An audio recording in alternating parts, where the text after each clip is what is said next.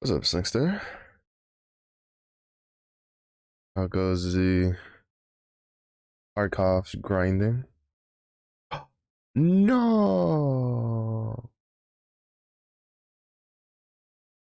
Really? There's no way, right? Not actually off. Just fucked up my connection.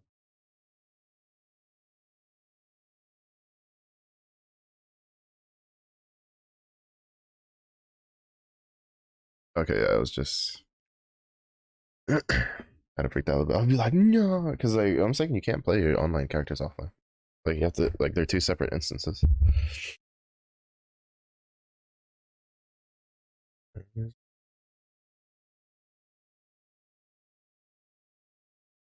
Oh, that's pretty.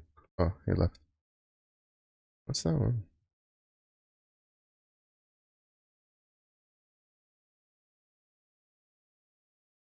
Oh, that might be one of the pack ones. I might buy the upgrade one, like the first one, but probably not. I don't have the monies for that, so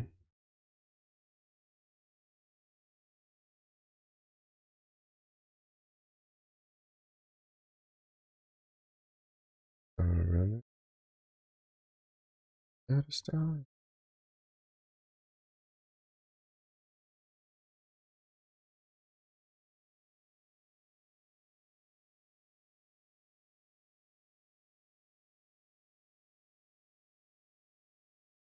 I forgot that kind of like despawns your companions while you're when you come back into it, which kind of sucks because they cost a decent amount of mana to resummon, and then you can't use their abilities until after their small little cooldown that they give you.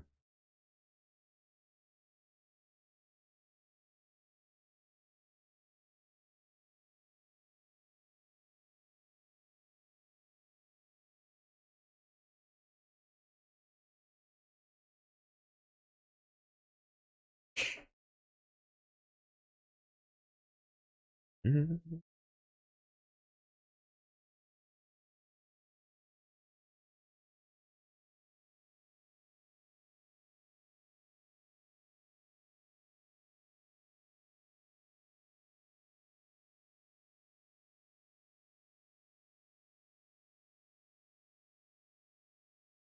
I was thinking when if you have like the more percentage chance you have to, so like for instance, if you have like 200% chance to apply poison, it means it'll apply 2 stacks of poison, if I remember correctly. Mm-hmm. Oh yeah, I was looking at the wrong one. Mm-hmm. Yeah, we're looking for blighted.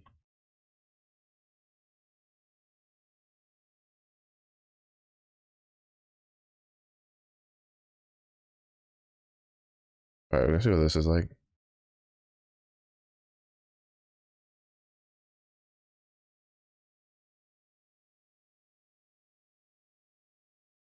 It is just like a small little lunge.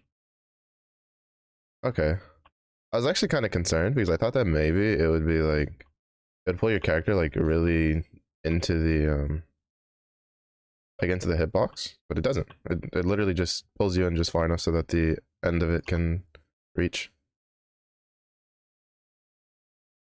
Mm-hmm. Which is good because it means that like aiming for the far pack, like the far right, since you hit everything along the way, like it'll be good for it'll be good in general. It's a nice little quality of life thing.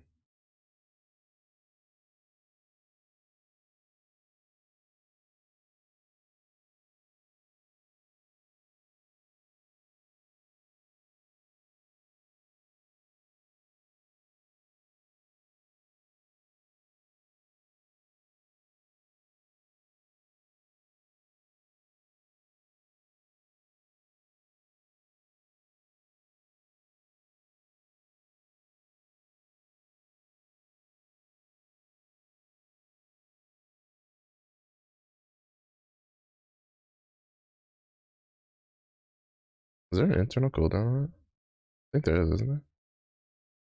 No. I don't know, because I definitely was slightly out of range, but it didn't like dash me forward like I was expecting.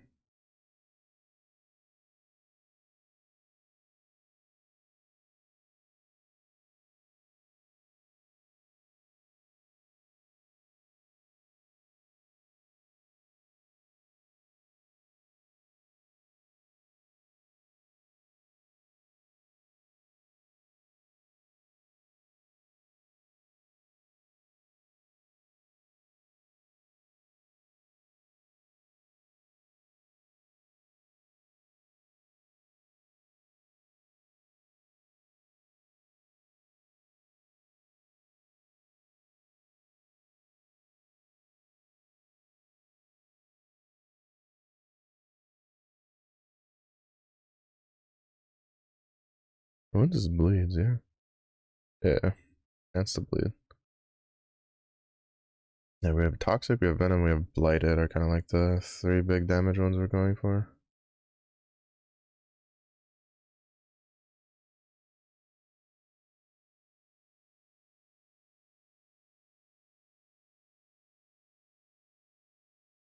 Oh, I'm in the process of porting. It's really easy to tell because your like your minions just like disappear. They get despawned.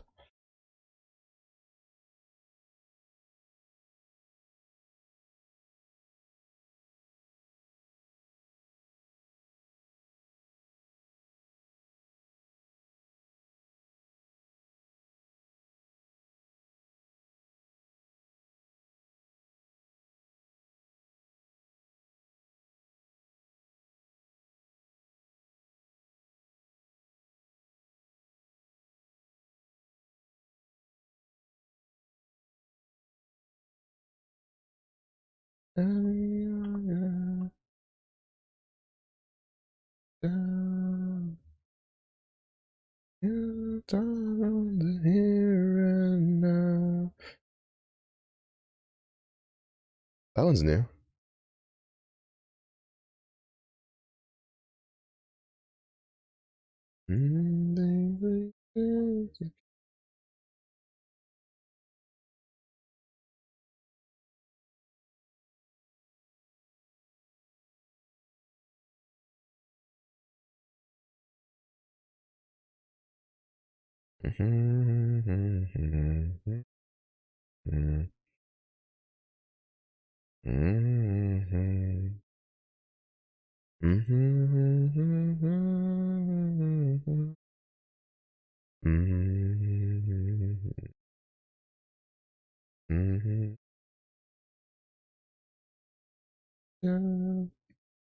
Any younger, let's hold it down. Time.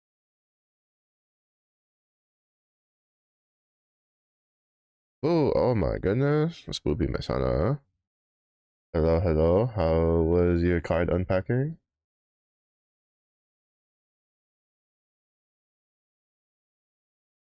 Spooky, so spooky.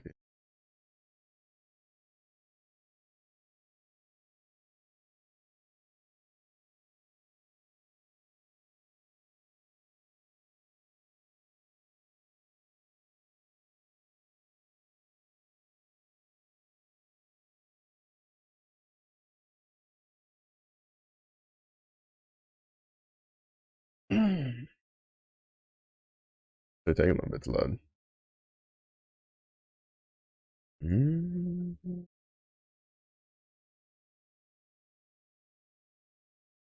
Granted, they did say they were having server problems, so.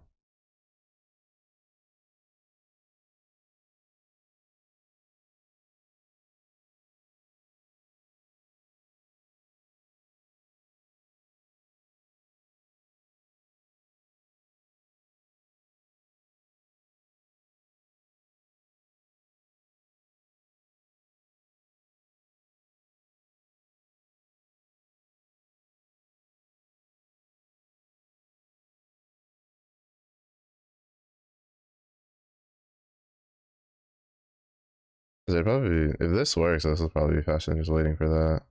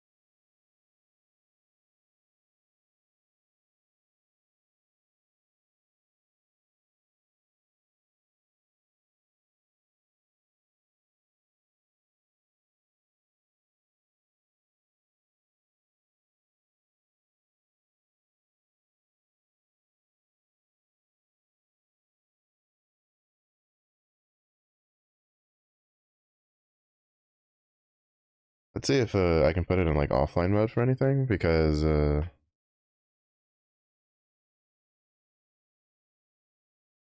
okay, no, yeah, see that's the problem is that you can't play like an online character in offline mode, which makes sense.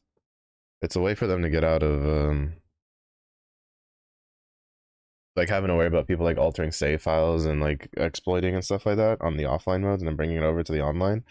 But then the problem is that in this situation, right, where you know the servers can't handle the load, it means you can't play like you basically like I basically can't play the game right now until it ports me into the Imperial area. But since I haven't been there, oh, there's a big target in the background. I've never seen that before. I think that might either new. I just never noticed it. Well, I was running up here because all those guys have. We'll see if it lets me in this time.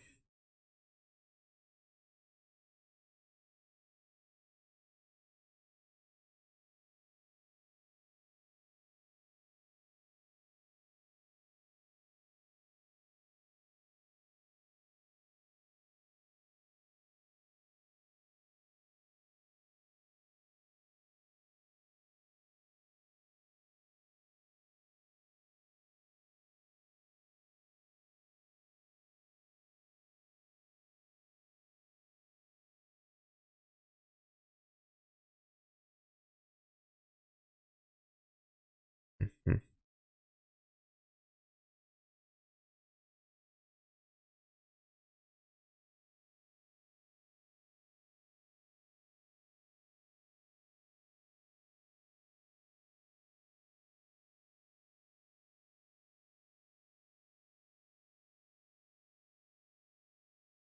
No, I could do it before.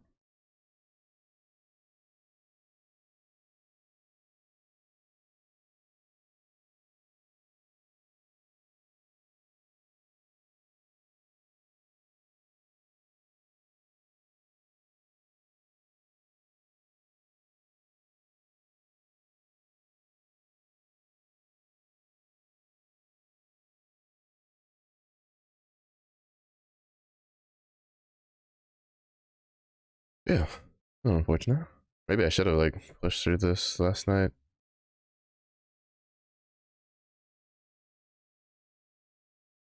There was some issue last night, but I was still able to like get through the portals by like moving away and coming back to them. It's just that unfortunately with the way they've done the progression, right? Like I can't do the trick I did to get here.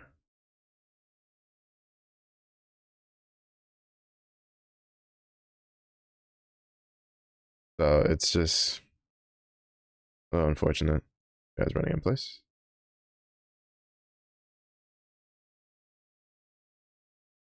Because we're connected, we're fine. That's just a server issue. Servers aren't really running. I can't handle all the load that's getting put on it, unfortunately. I mean, it happens. That's normal. Expected of launch day shenanigans.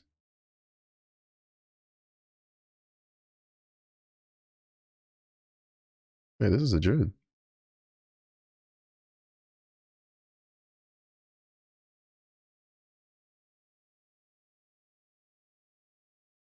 Oh, there's like 3 people stacked on that spot. 4 people stacked on that spot.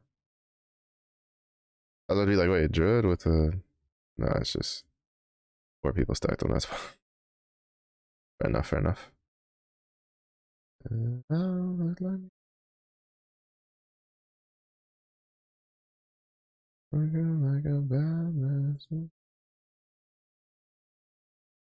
kind of sad. I feel like I should have just done an offline character.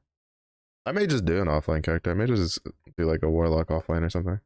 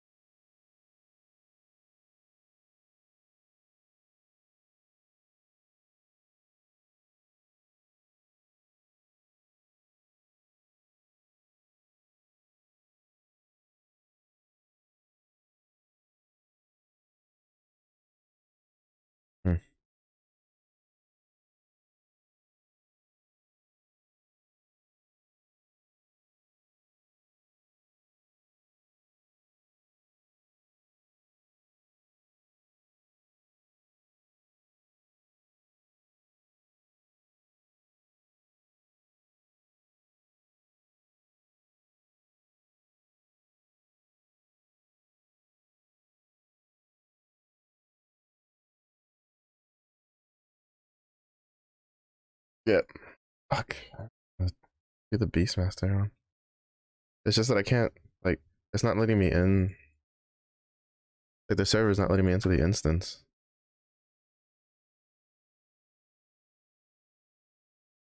Probably an oversight they didn't really take into account. This is why sometimes, while something might be cool, like on paper, you probably shouldn't do it. Because, like, uh, realistically speaking, I mean, I probably should have just played in offline mode to begin with. Like, there's no real reason to play in online mode. But, since I wasn't planning on playing with anybody. But the problem is that, like, with the way they have it set up, it's literally impossible for me to continue on this character right now until that, like, until that works. Until the server is able to put me in an instance.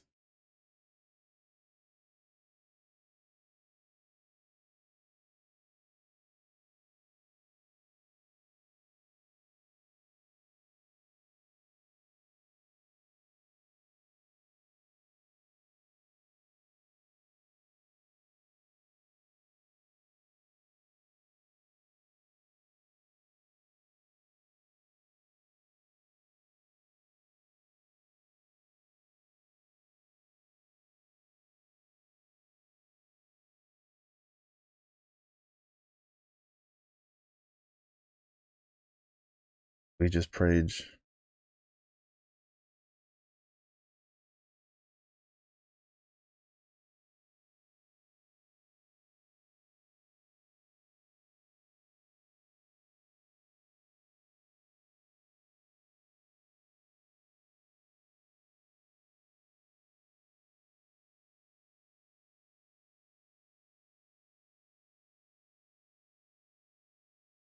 We parade. Interesting that it's like worse than it was yesterday when it's during the day. I would have expected it to be a little better, considering that it's during the day on a whatchamacallit, on a weekday.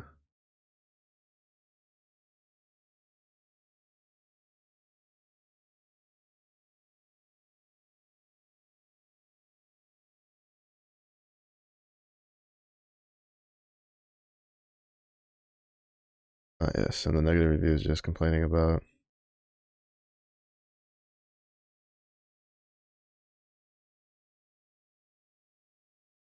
the servers. I love how they're complaining about the servers when there's literally a button that just lets you play in offline. So if you wanted, like the only reason to play in online is if you wanted to play with a friend. And most of the times there's no real reason to play with a friend in these games. Like, yeah, it's fun. Like, don't get me wrong. Like, play with your friend, cool. But I promise you, most people like leaving the reviews complaining about the servers don't play with aren't people that play with their friends. They're just complaining about the servers because you can literally play this game offline. Like it's about to be what I'm going to do if the game doesn't work. Now, if I go to offline and it doesn't like work, then that's a different story. But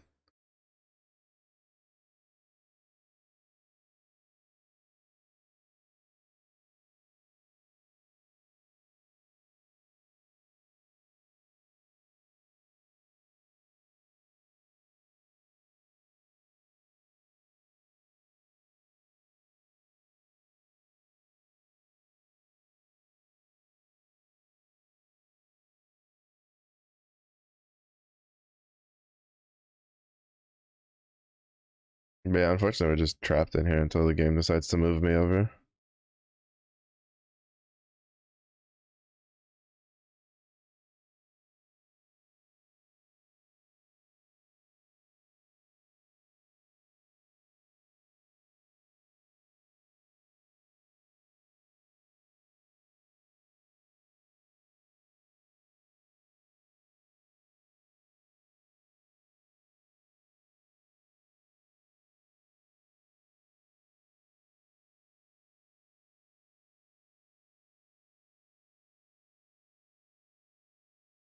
There we go. Nice. A little bit of patience. We continue. I was trying to read some stuff on the side. I don't know. People are always so quick to like how people conveniently forget that there's always like Diablo 4 when it launched, right? Like I played I think a couple days after launch, and like I had an issue where I couldn't get out of town. Like so many times I just couldn't leave town. It would just rubber band me in place at launch. Like I literally couldn't play the game. And everybody's like, "Oh my goodness, server problems. Can't play the game. It's so concerning." Like every fucking game with a server feature doesn't like have these problems at launch. Like large companies have a problem with this. Fucking Path of Exile has this problem every time they do something. Like you can cut them a little bit of slack on their first couple of days of being like fully live with a huge influx of players. Like honestly, like I swear, like sometimes like people have like really short term memory. Like they just not even short term memory. They just conveniently decides to forget like what other games have done. Like there was one that was like, this is the worst launch experience I've ever had, and I'm just sitting there like, you obviously haven't played very many online games then. Like you just have not played very many games with like online connections like this. If this is like their worst so far, like Final Fantasy 14 Stormblood was way worse than this. World of Warcraft, like half of their expansion launches prior to a FA were like,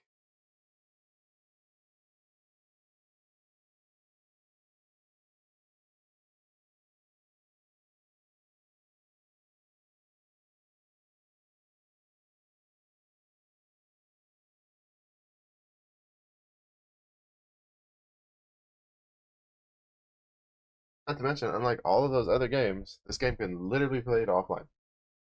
Don't need a connection. Like there's literally an option on the Steam launching on Steam to just play fully offline.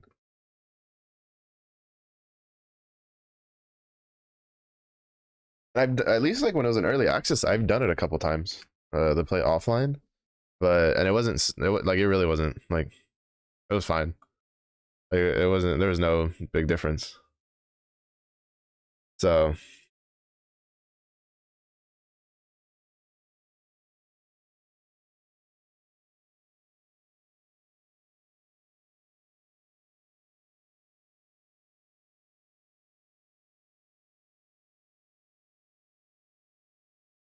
I just wish that you could like import your character from like online to offline, right?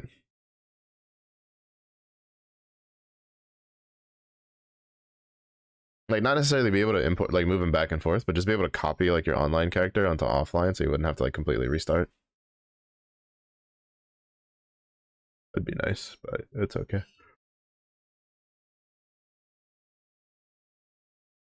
Oy, oy, oy.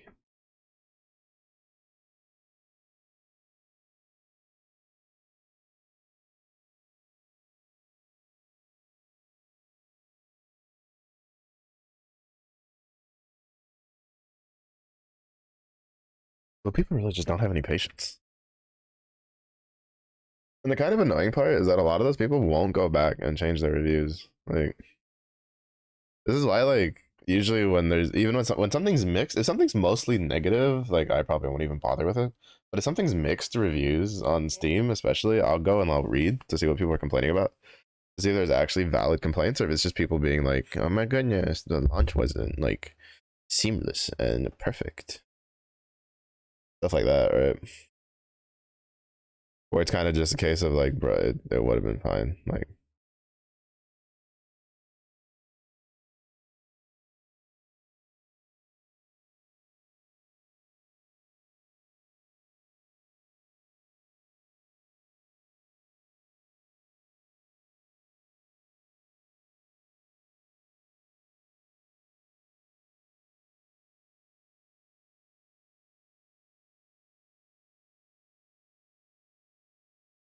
and don't get me wrong, I'm probably also getting slightly frustrated if it like DCs me in the middle of a fight or something like that, or like trying to go from one zone to the next, and I haven't been able to get like a portal, like a waypoint between them.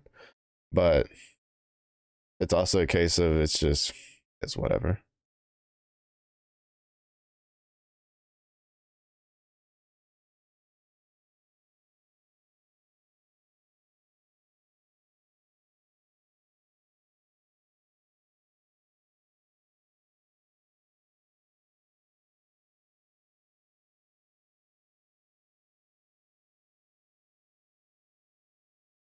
Because at least while like leveling, it's whatever.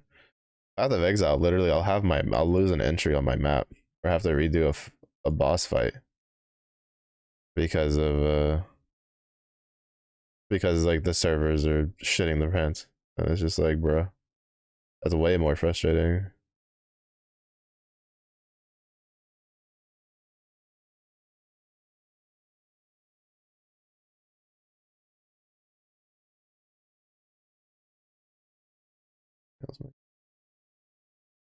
I guess maybe that is just from the game.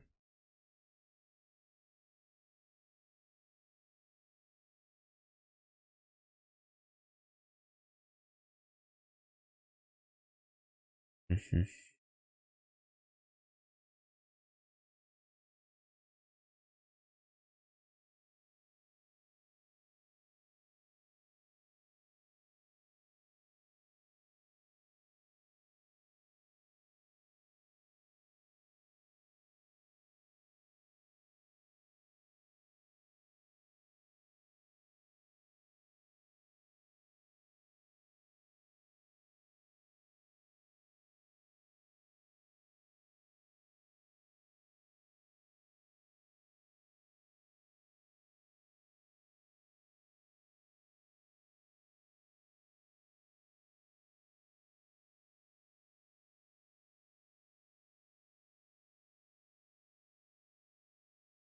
Hmm.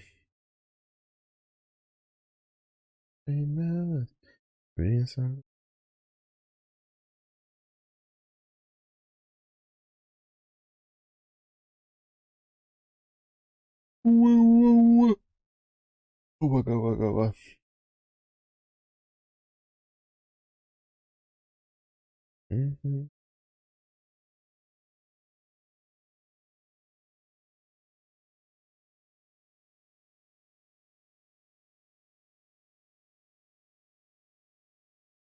Mm-hmm.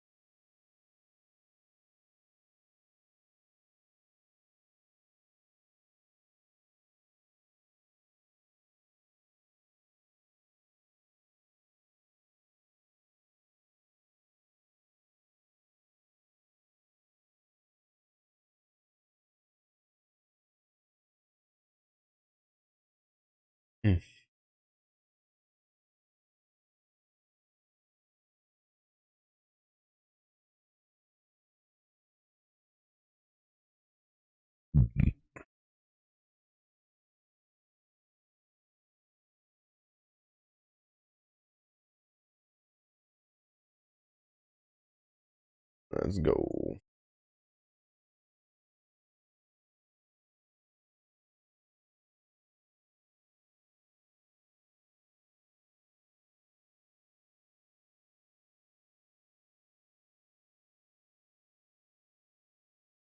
Oh, this one's new. The bone sculptor? That's new. I didn't remember being a mob like that.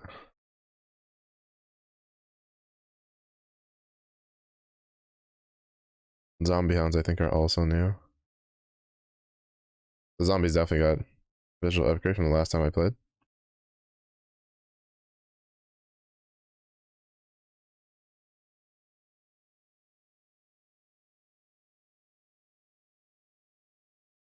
I like despawned my raptor. There's no way the raptor died when like everything else is still alive.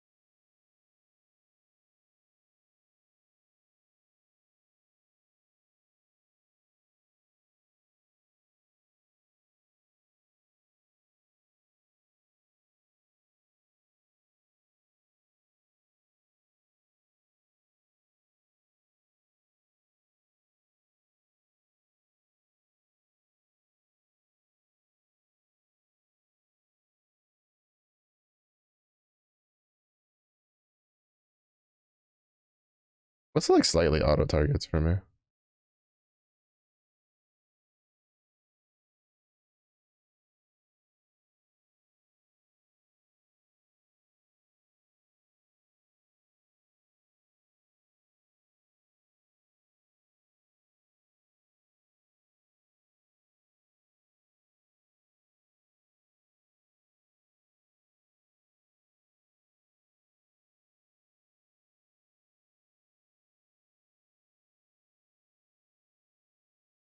I want that chest.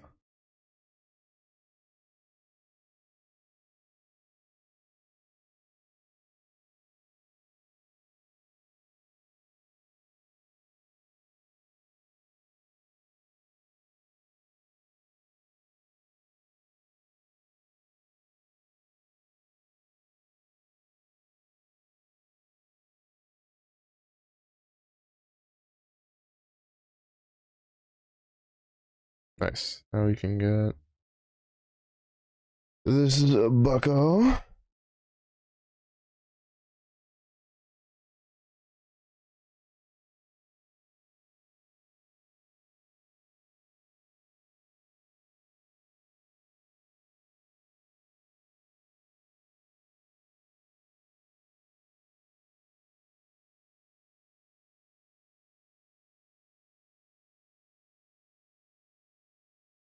Wait, is that a grab?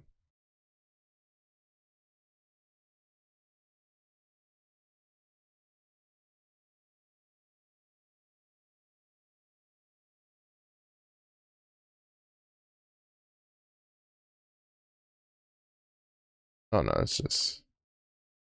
Okay, no, it's the Venom Nova. Alright. Be my AoE clear.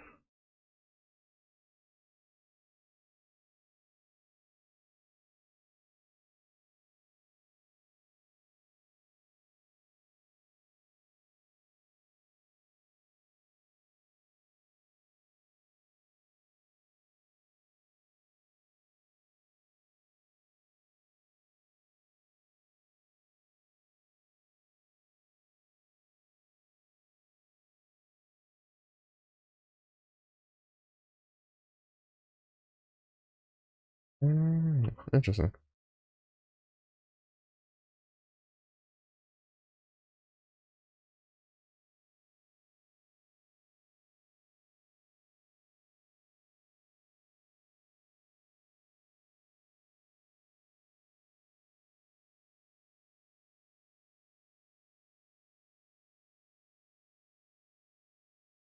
$35 is the next one. Give him a swipe. It's 5 seconds. I'll probably take like 2 points into that.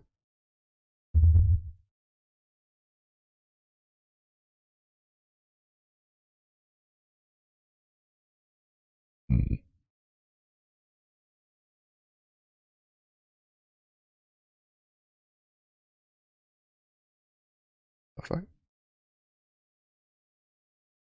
Oh, does he summon it from? Oh,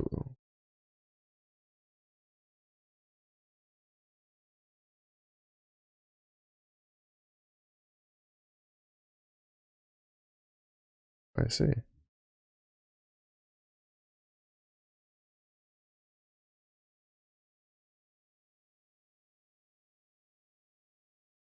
He doesn't really summon zombies. He revives them.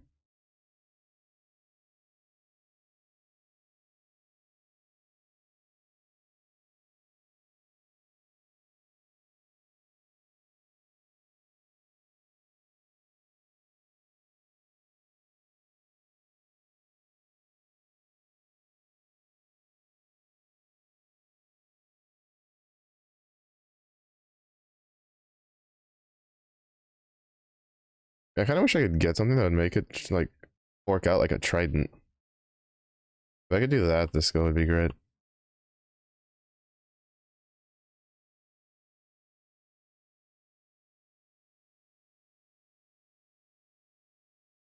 But before that, I need to go to the bathroom, so I'll be right back.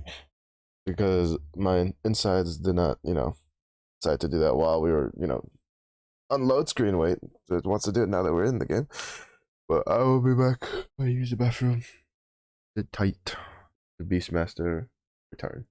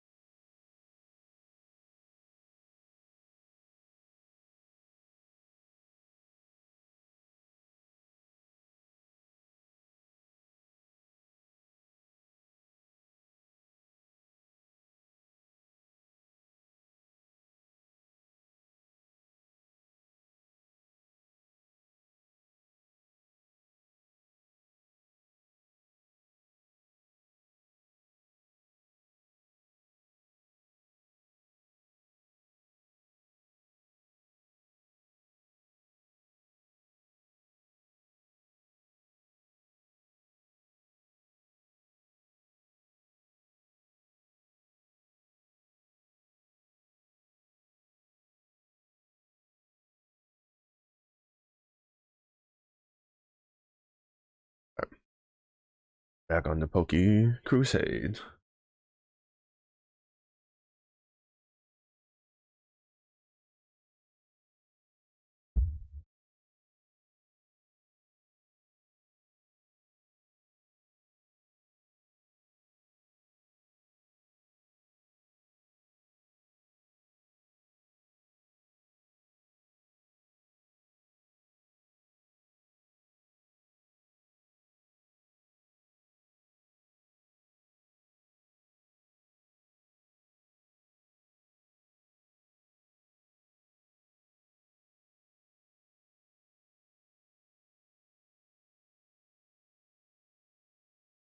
Oh, nice.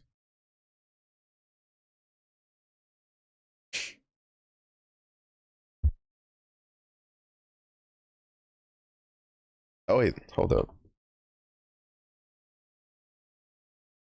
Oh no, it's the Divine Era is the one I'm thinking about, not the Imperial Era. The Divine Era is the one where you really need to start doing your like armor and resistances and stuff like that.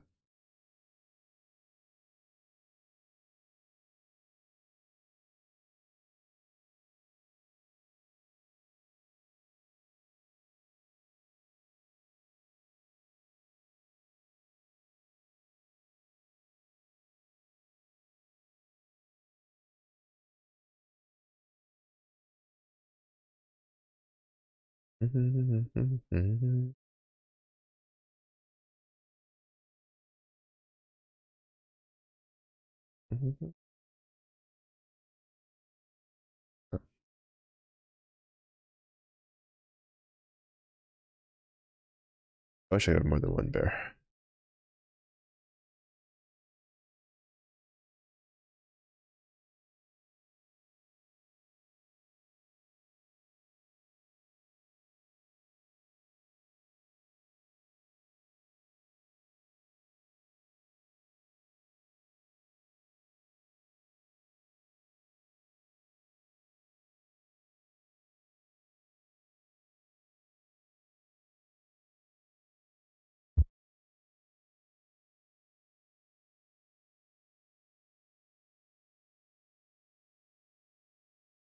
The only problem right now that I have with this build is that like I don't have a lot of like big AoE clear. Right, like I have a lot of straight line AoE, but I guess part of it is just because the Scorpion's gonna be OF, I can specialize in them.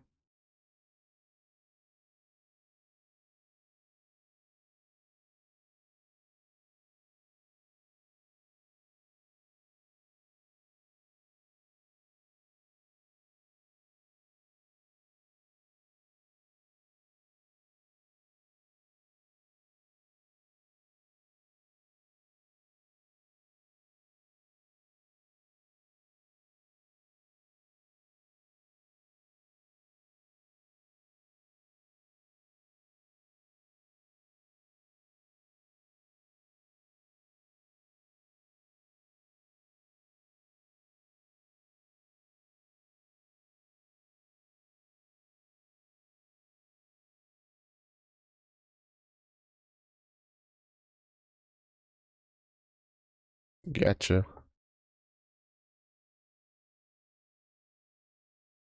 Mhm.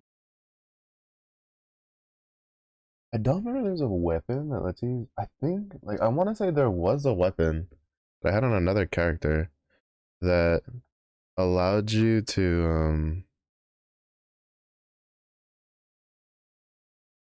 Did I really just go backwards?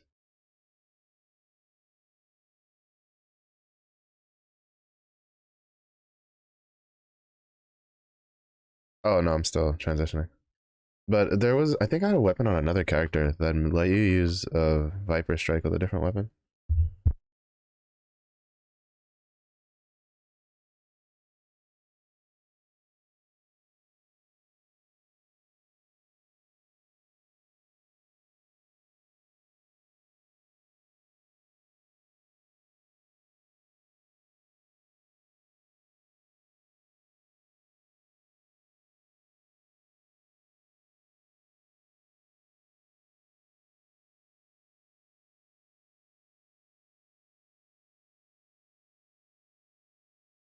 So I almost got a little excited because Lies of P was on sale, but it was only on sale for like 25% off. It was on sale for 50% off. I was ready to start cooking. Because I haven't played a Souls like in forever. I think the last time I played a Souls like was last year with Elden Ring.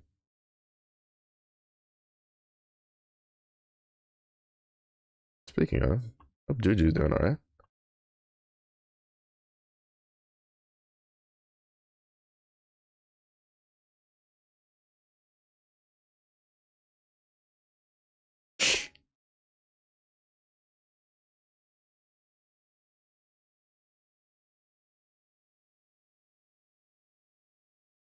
I have a feeling, does the Scorpion? How built in?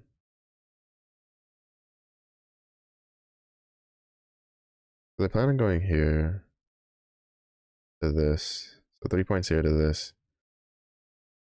To this. To this.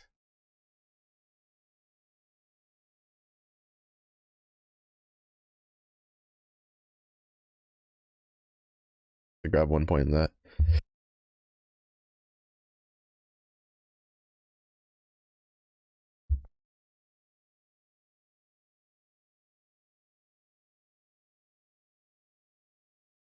I don't care too much for this because I think I have to stand in the poison pool for that.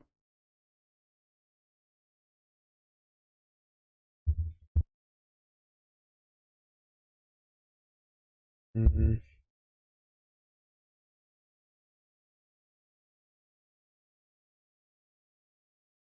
Yeah, because I'm planning on going for 3 points here to grab this, to grab this, to grab 2 points in this, grab 1 point in that, and then go down this way to get the cold blooded into frost thorns, ice stings.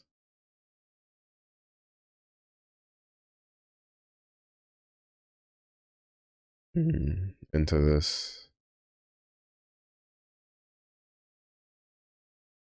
And then go over here to here to here to here to here to here.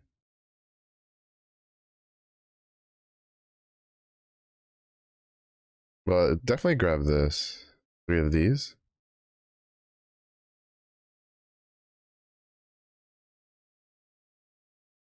The point there. And a point there. And then go here to here to this, so that way this gives him more freeze chance. Off of this. Or frostbite chance, I mean.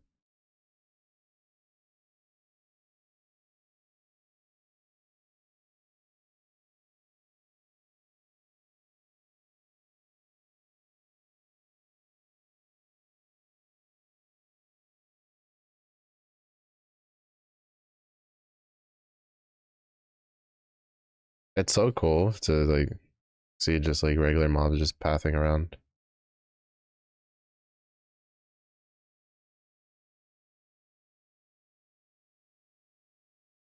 Because like, you know, we're in an enemy city, like Citadel thing. And it's just for them to do the ambiance of having like these skeletal warriors just running around or patrolling around is pretty cool.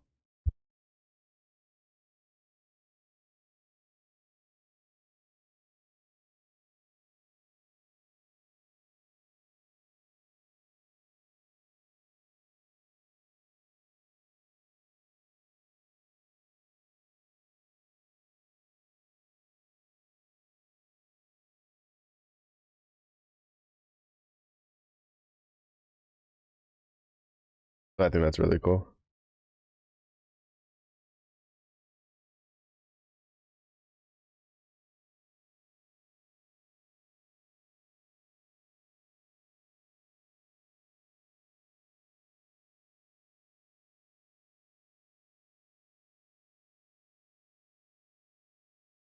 Mm, mm, mm.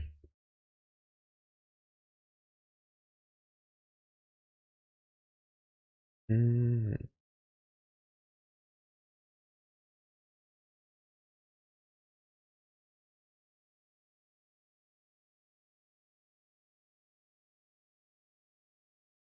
I think by the time I can specialize in the Scorpion, I should be able to just get the Acid Lob skill like off the rip.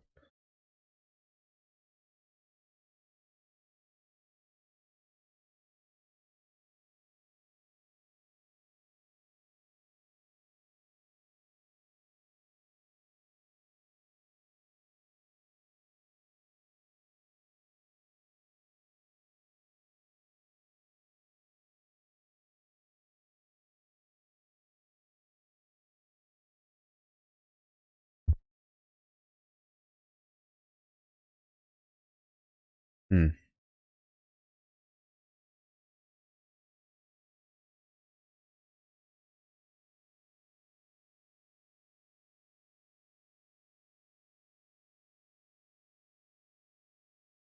Baby.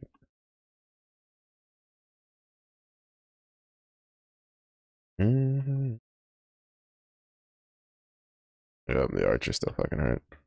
Mostly because I don't have like my armor stuff all maxed out.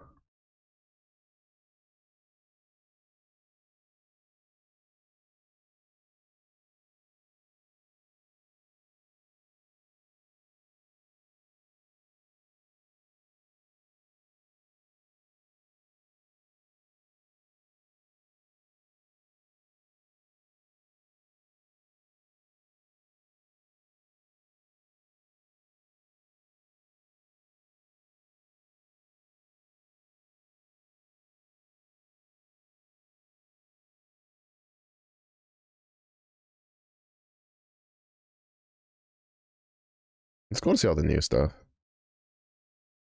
This has been a little bit since I last played.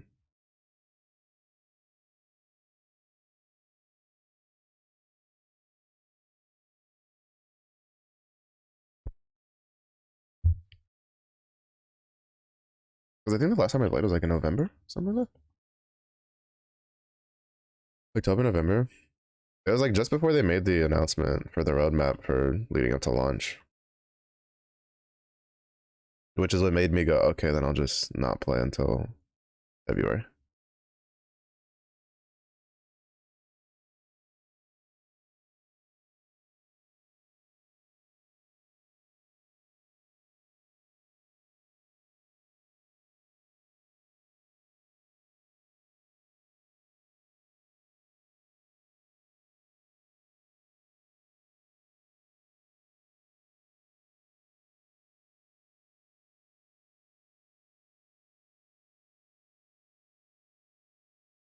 I'm kind of curious to see how like the solo self-found trade stuff will play. Like I plan on doing the solo self-found of the two like guild options. Holy shit.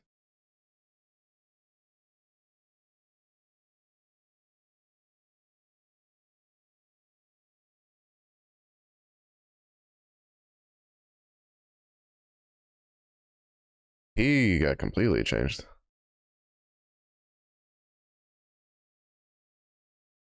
That is not how this fight used to go.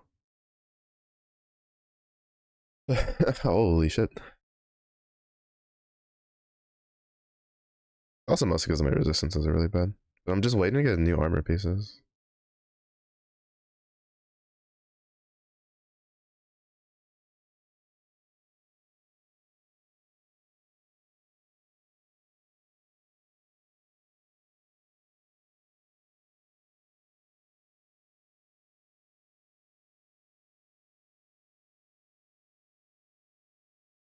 Alright, we'll see how effective that is.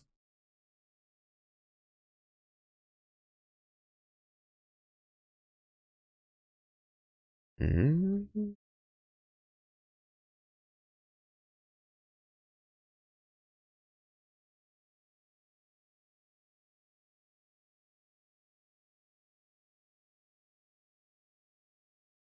Yeah, I do know there's an internal cooldown on it, so I can't just like spam it as much as I'd like. But I still think it'll do get its job done.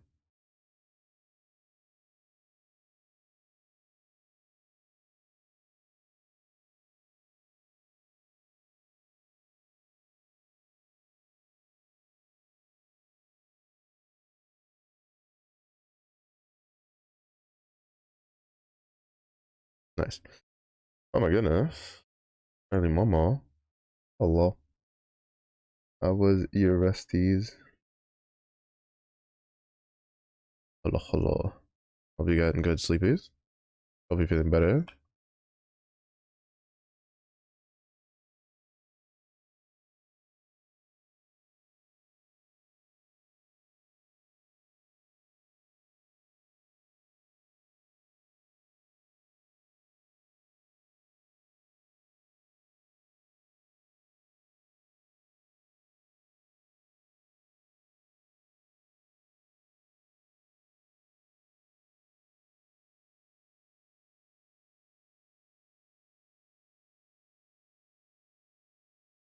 Pretty sure that was a mini boss.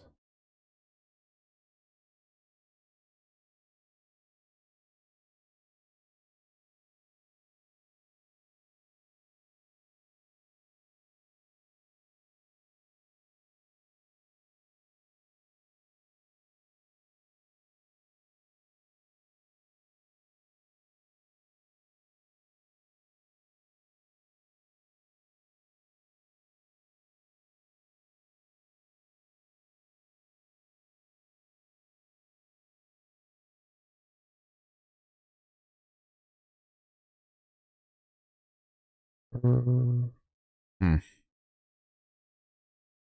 I'll just wear this as is then. We could use the armor anyway, so that's fine.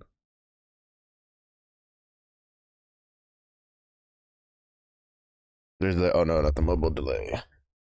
Betrayal. A good rest. Nice, nice. Good to hear. Good to hear. Oof.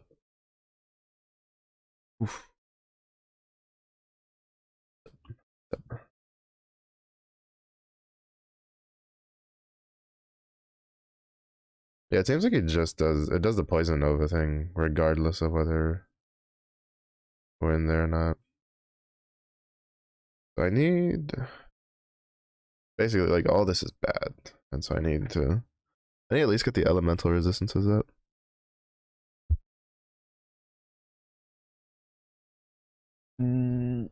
Yeah, I probably should have gone for the off the passive. But the attunement wouldn't do me much good. And this gives me strength, which is really nice.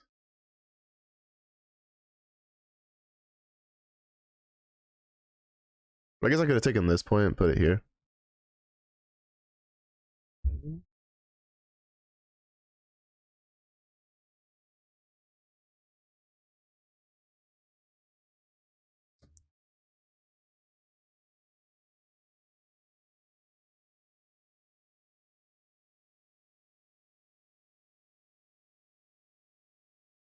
Any big plans for the day, Momo?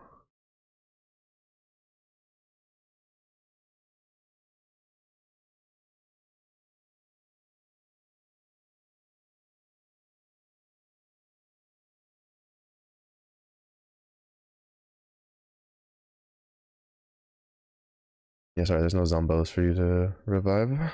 Bucko.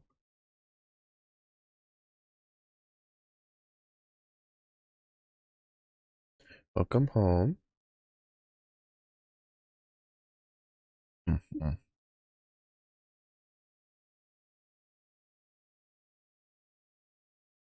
Jump nutrients into bottles. Perhaps I may have frozen. Let's go. Nice. Hmm? How do moves, please? Oh, no, Mom was just telling me that they have a nutrients in their Marimo bowl, so now they are trying to not wilt. Mm-hmm.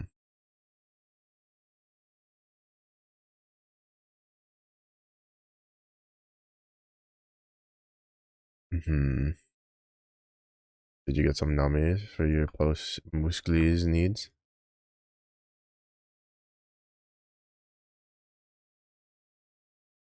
No.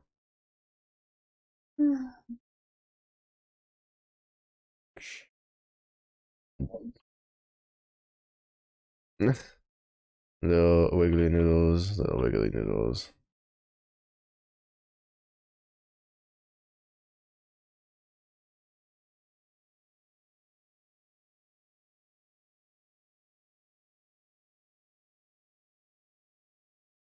Hmm.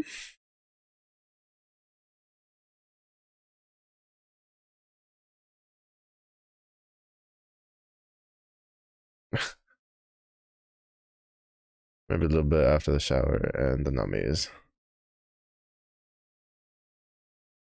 Mm-hmm.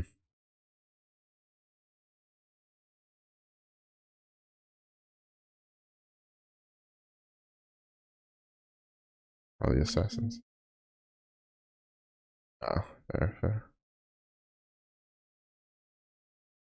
Mm-hmm. Working on D&D preparation for the next session. Oh my goodness, nice. There's a lot of people I know doing a bunch of D&D stuff. Pretty cool to see. Hmm.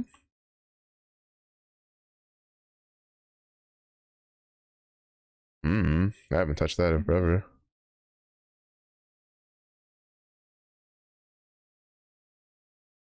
I wrote that before I started playing Apex.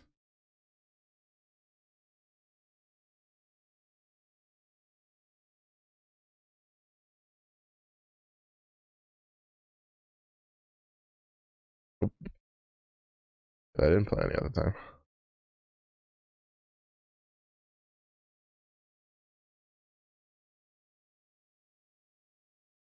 Well, no, like Anju does D&D, and all Anju streams is Apex.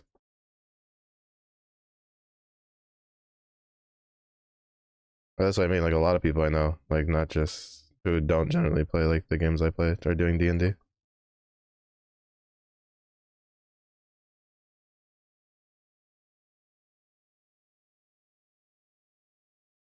Hmm.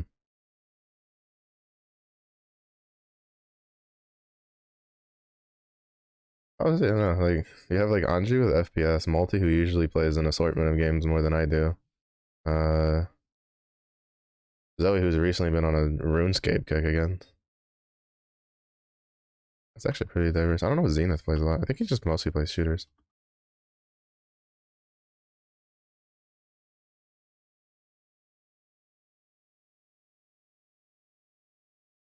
And Kari's got their. Well, I don't know if our D&D group is still going. That was another person I met through Apex. That also does an assortment of games. I think recently she's been playing like some JRPG stuff for the first time.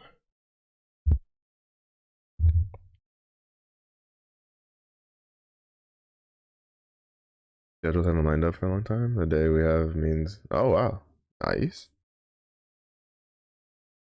Big session, big session.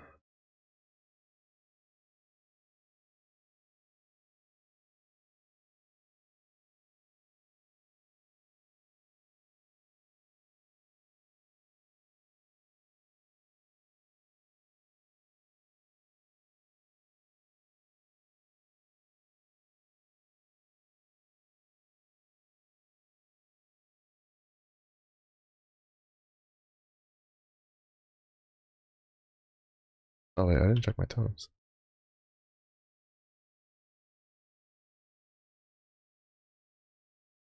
Hit poison resistance. Pretty good. More useful than that. Wish it was elemental resistance though.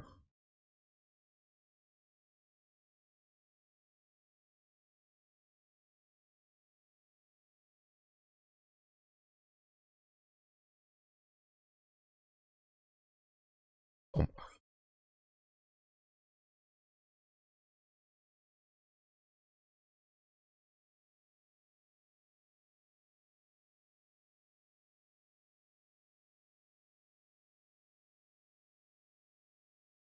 I didn't remember put that key in storage. My storage.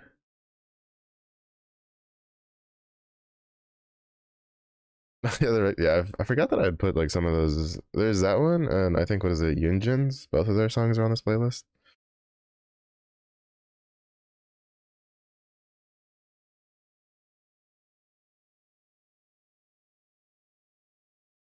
What's up, Zephyr? Welcome in. Ooh.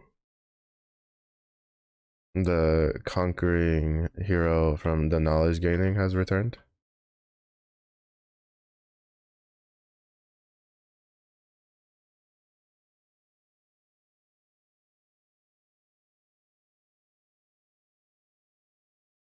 Hmm.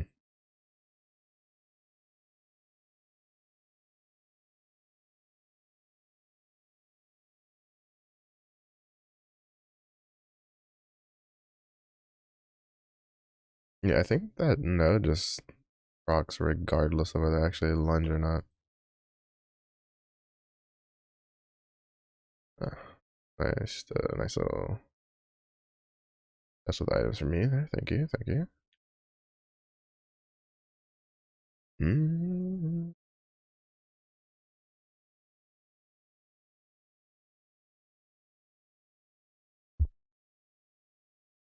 Ah, been sneezing all day. It's supposed to rain. Cry.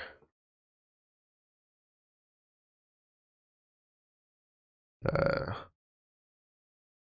Very sniffly, and it's supposed to be raining later today. And I'm just like, I'm in shambles.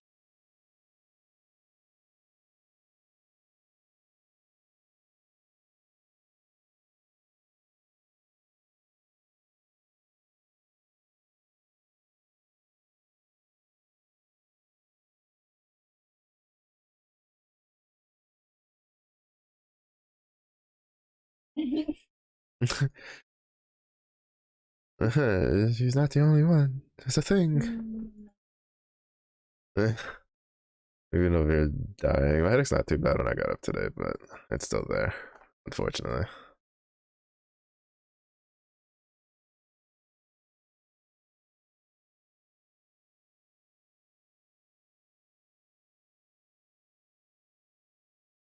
Holy shit, calm down.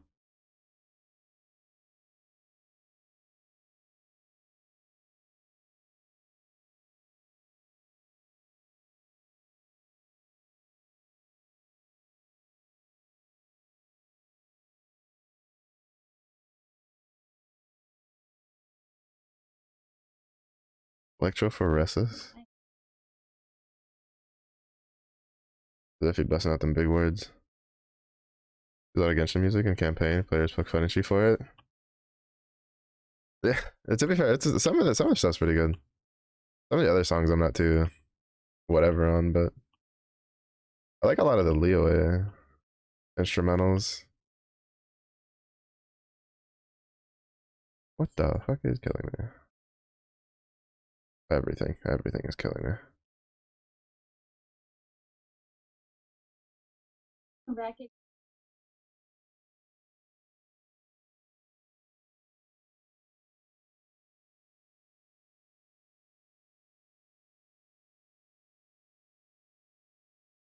I mean, I think it depends on the one because I know the Rex Lapis song made rounds a lot on the internet and people were using it in like TikTok videos and shit like that for a while.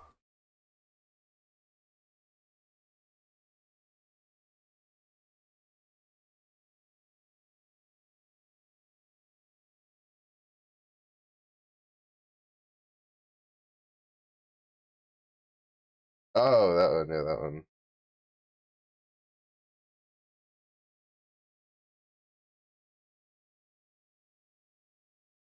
The Rex Lapis one.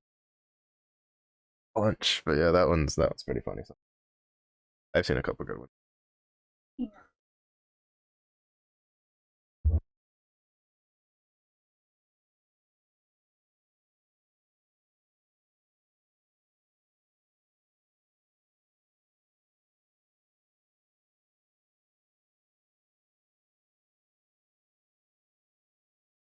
City was based on Tang Dynasty China, so you use a lot of leeway to match the feeling. Oh, yeah, that's fair.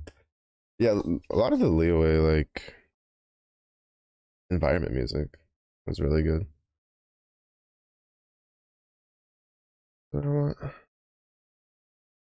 this. Make it slightly less than 5 seconds.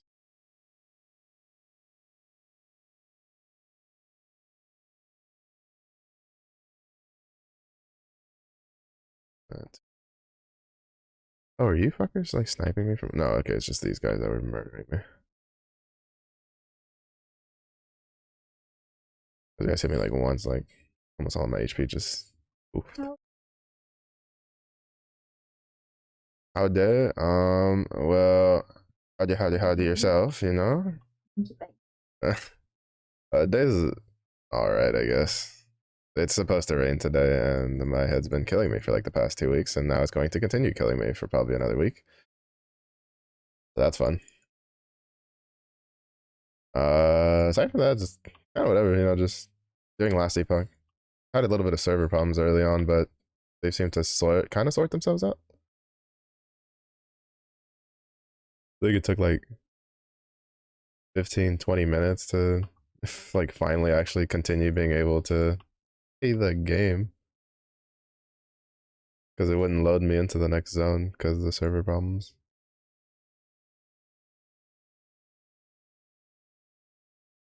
But it's been a pretty decent day. And I had to like basically it was just like, oh my goodness, there's meatballs on the stove and I don't have anything to like quickly make in the fridge because we don't have any ham for sandwiches. Don't mind if I do for my post workout meal. So winning. Oh, and that a muffin, cranberry orange muffin, delicious. And all my post muscles nutrients. Need a bagel? I need you to put a little bit more than just that bagel on that plate.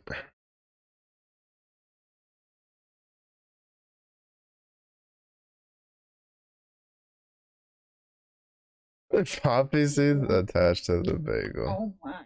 Uh, Goodness, all that protein.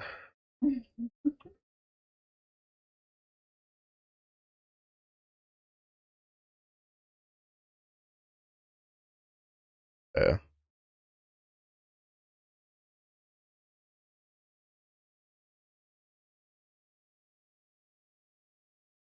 Goodness. Goodness gracious.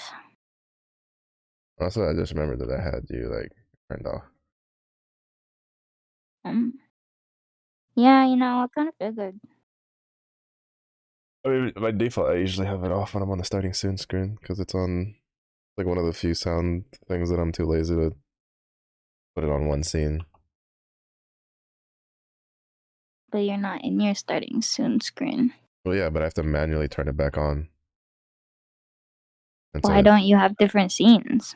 I do have different scenes. It's just that So you don't have to manually my change the audio is audio. on a nested scene, which is grouped together all of them, and that's put on the starting soon screen. So that way the music and gameplay audio can be heard, and it's not just dead quiet.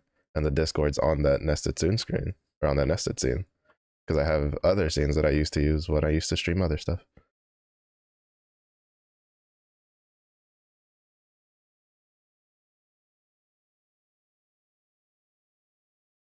That didn't make it sound organized. That just made me feel confused. I mean, basically, it's just one scene that has all of my audio in it, and then I just copy that scene into every other scene that needs that audio, and Discord's wrapped in that package. Why don't you just take it out though? Except that I also have other scenes that I use on, and I'd rather just not have to add Discord individually. We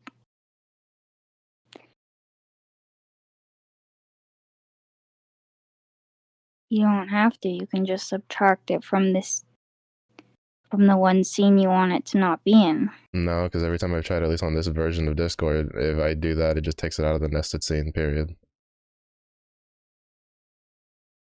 How old is your OBS? I told you, it's well before the, like, overlay change and everything. There are no nested scenes. For y'all, there is for me.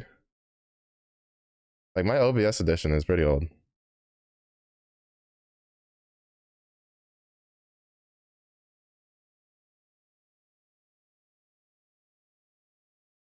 With good reason. Better safe than sorry. It sounds like there's good reason.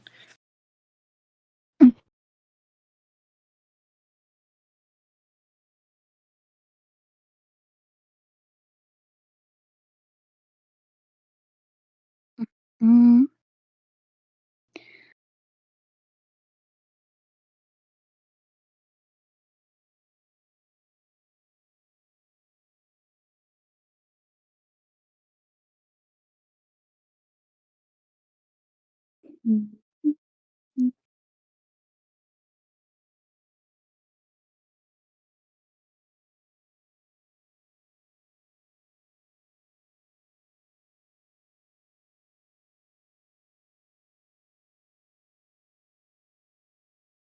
Almost good. Mm. Oh, shit. It's not sounding that.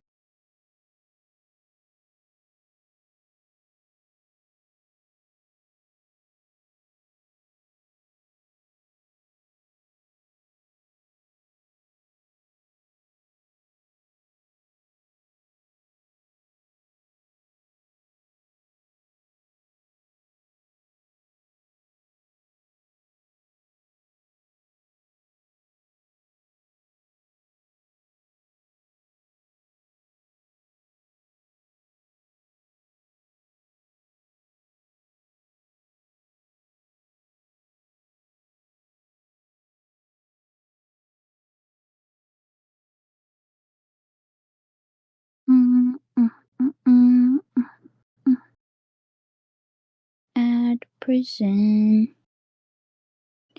Do, do, do, do, do, do. I mean, well, 230 seconds isn't like too bad. I know if I reset like elegant stream, sometimes I'll get like a 3 minute ad break on the reset.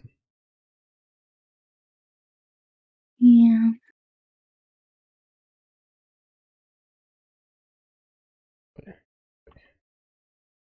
They added more of these mini boss dudes, which is kind of nice.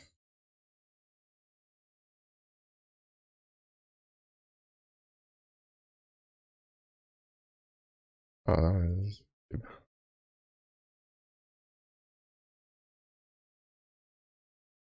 that fucking hurt.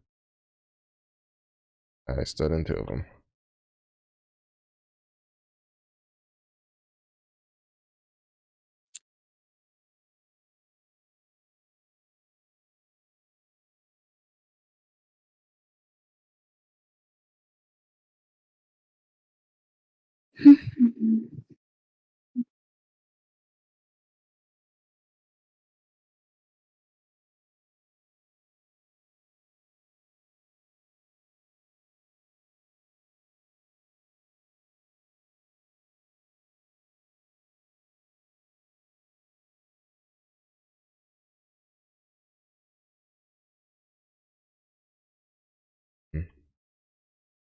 Refund those mastery points and put them in something better.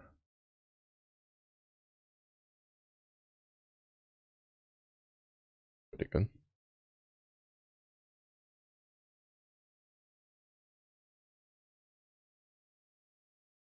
Alright, put them in. I guess I could go back just like. I guess I could just leave the 2 points here and then just put 3 points here. Mm-mm.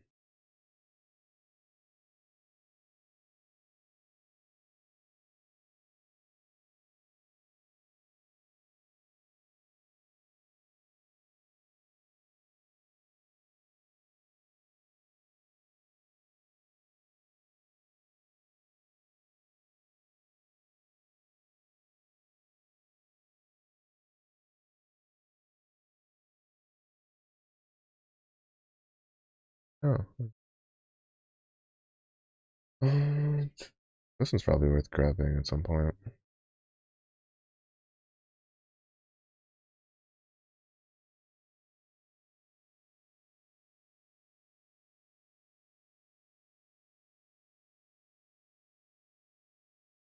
That one's probably also worth grabbing.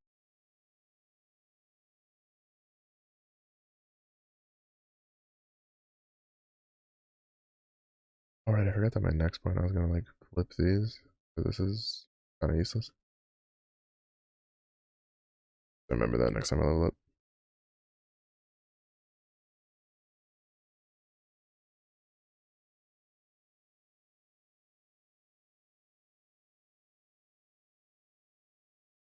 Oh,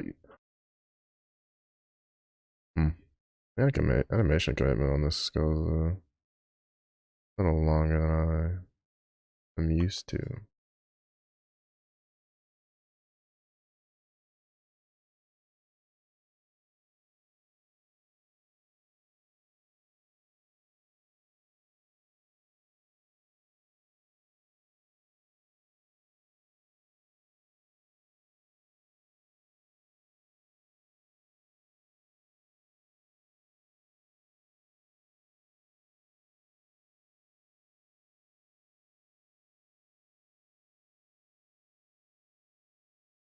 Fuck. Oy. Killing blows poison when I have my highest resistance thing? Interesting.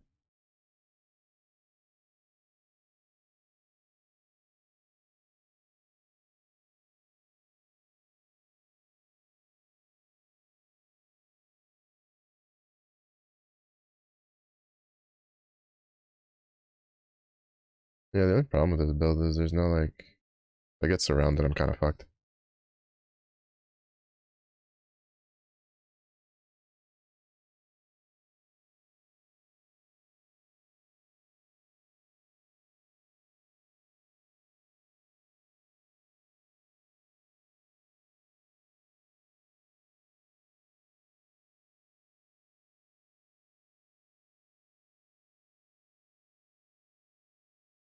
Actually, it'll probably get fixed if when I get the whatchamacallit. When I get the attack speed one.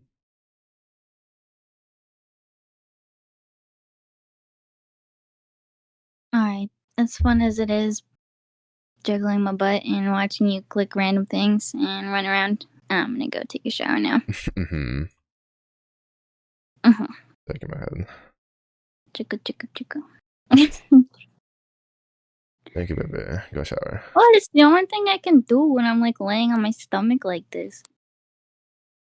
Go take a shower, you bum. You get That's some cheek nummies right after. there.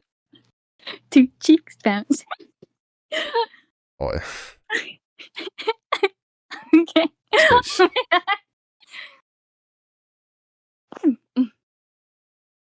Okay, have fun with your epoch. Mm-hmm. Mm-hmm. Don't forget your nummies after your shower. I want.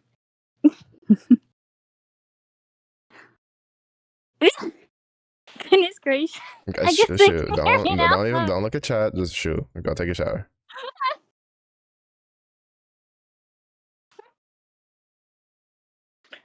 Bye, Zappy. Love you. Go shower.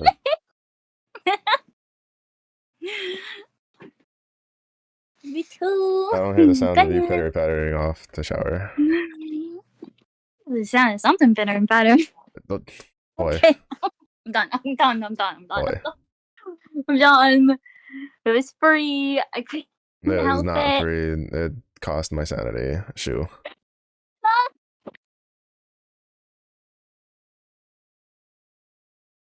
But if you go insane, you can hallucinate me.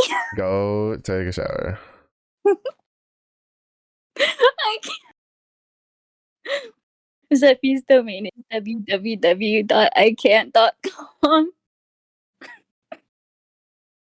Okay, I'm going. Okay, Bye. bye.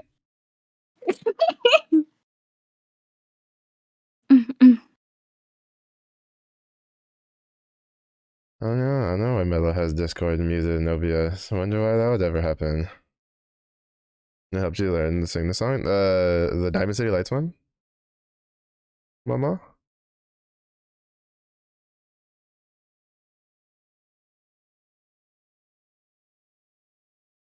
That's image. You can't. I can't.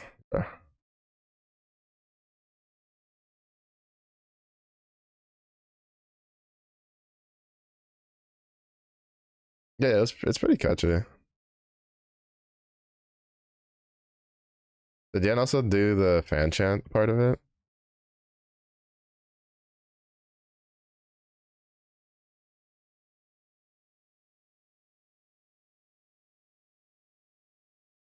Yeah, the chant. Yeah, that's my favorite part though. Angel fiber wiper. Tiger, tiger, tiger, chopper, yapper, carikina, chopper, yapper, carikina, yo, just get wiper. The best part, honestly. But yeah, Pomu. I didn't hear what she said during customs. Or I didn't hear everything, but I heard enough and I saw enough.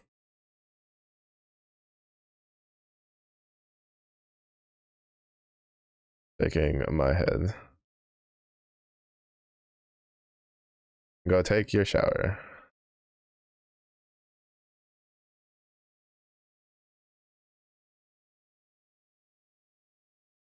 SMH.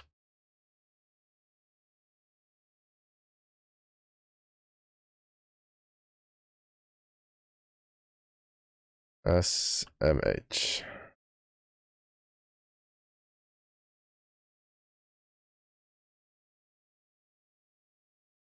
Oh, that's what it comes from. I keep like mousing over it.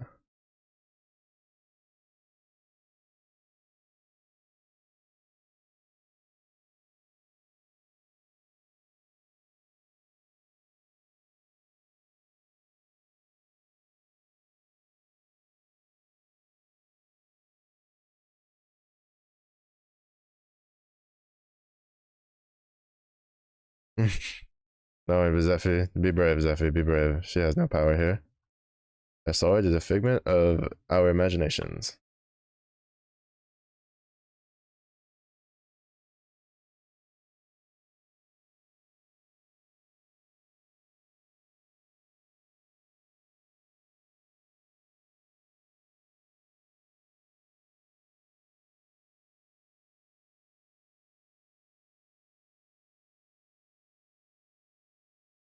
I'm into like cover one, never.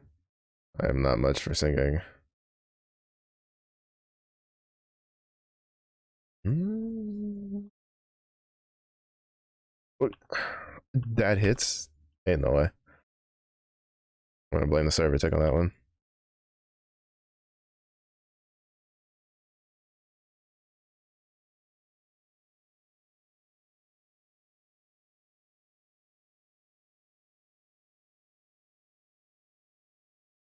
All right, I walked into that one. I'll accept it.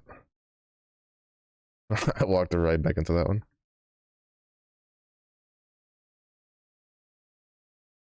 I'm speaking true. True. Zephyr uses headset. You can't be putting anybody on blast.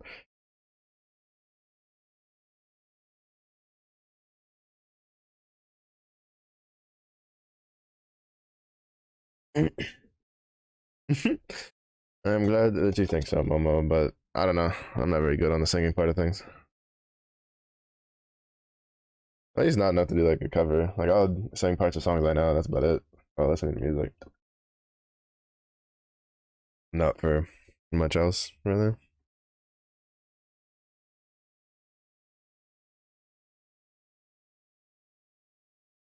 Rather than singing, I'd rather get back into playing instruments, but I'd have to get all my instruments tuned up because I haven't played any of them in a long time.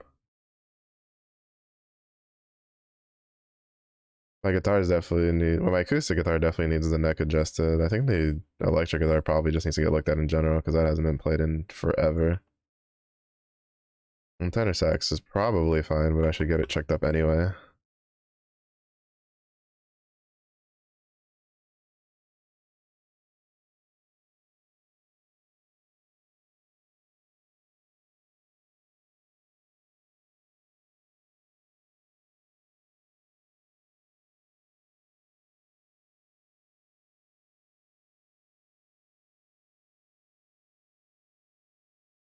Yeah, I played. Let's see.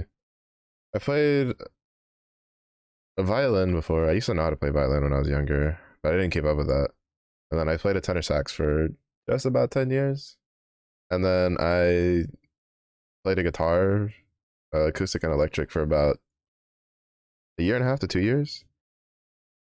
And I went to university, and I didn't take them with me because I didn't have space. I just took my tenor sax because I was in the marching band for the university I was at.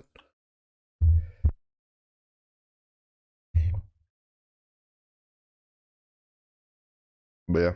And then I tried to learn how to play the drums, but I'm not very good at like the whole wrist thing with the drumsticks. Like I can do like the hand drums, like bongos and stuff like that decently enough, but like actual drumsticks, like I could never get the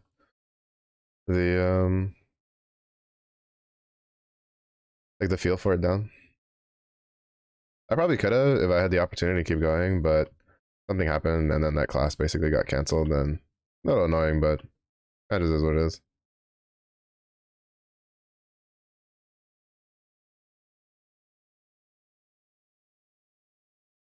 So talented? No, no, some degree.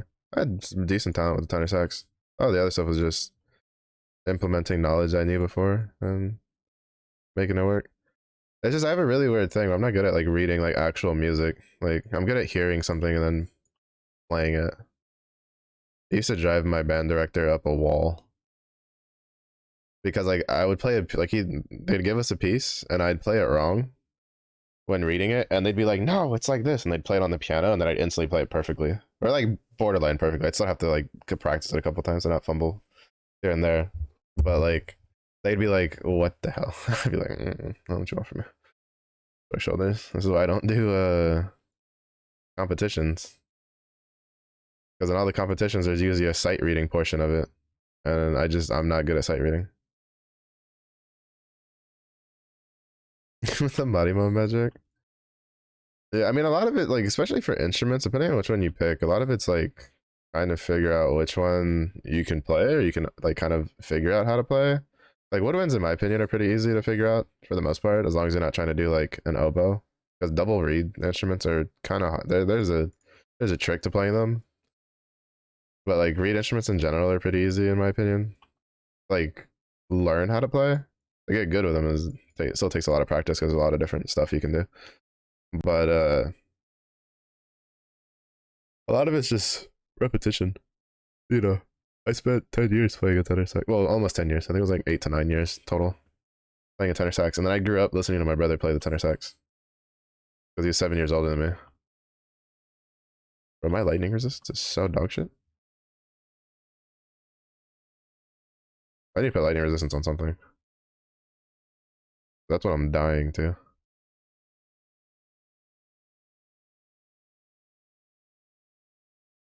Do I even have lightning resistance? I do. Thank you.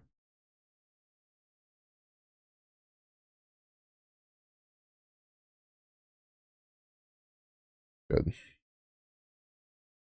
Oh wait, what's this ring? Gain haste for 1 second on hit, increases melee attack speed. Oh, this is the rogue one for flurry strike. I might just use it anyway though. Definitely better than that one. I'll use it for now.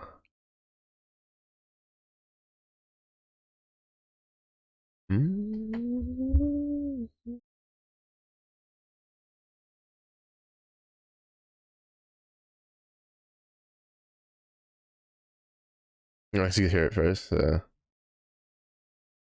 I will say the ability came in handy for me going forward because there's a couple times it would be like they'd be like, Mello, we need you to like play this part from this other instrument or something. Or if I would just get bored, I would just listen to another instrument's part and then I would just like replicate it on the tenor sax. Like I did that a couple times. I never did it with like actual competition stuff. I did it with like stance tunes or like extra for fun stuff. Just for shits and giggles. Like stance tunes, I would like play the trumpet part on the tenor sax. And they'd be like, how do you do that? I'm like, fucking, I just listen to you and I just match the notes. Not that hard. Like I don't have perfect pitch at all whatsoever. But it's like, if I had to say it, it's like a downgraded version of that. Like if I understand how the note sounds on my instrument and I hear like another instrument play it, if it's in the same clef, right? So it has to be in treble clef for the tenor sax. I can usually replicate it to some degree on the tenor sax. Part of that also just leans to the versatility of a tenor sax. Also, you can't do that on all the instruments, but like tenor sax and trombone have a pretty easy time on doing that because of the like the way those instruments do like can hit like the ranges they can hit because they can go really high and they go really low compared to like most other instrument ranges.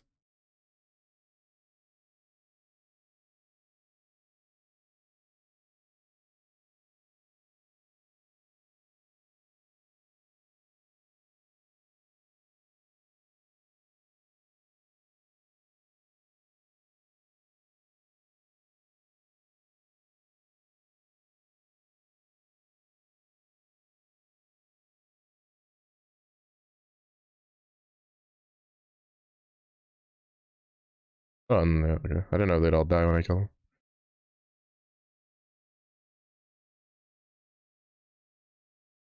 Goodness, so talented, so talented.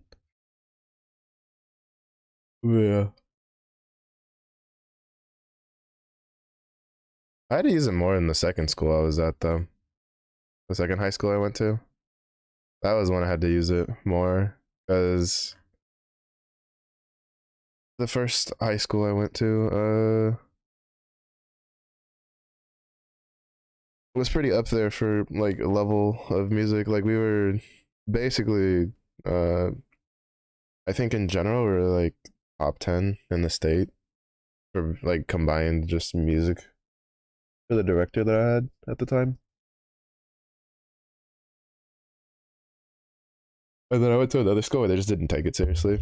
So that wasn't like the best because there's definitely really good players there, like a handful of them, but I was better than like 90% of the kids there because none of them, like a lot of them just didn't take it seriously. And it wasn't like the same competitive environment I was used to. I basically went from a school where we were expected to basically win every competition we entered to a school where like if we got like all ones on our score sheet was considered or like not even all ones, like if we got like mostly ones on our score sheet was considered good, and I'm like, this is not good enough. We need more excellence going on here.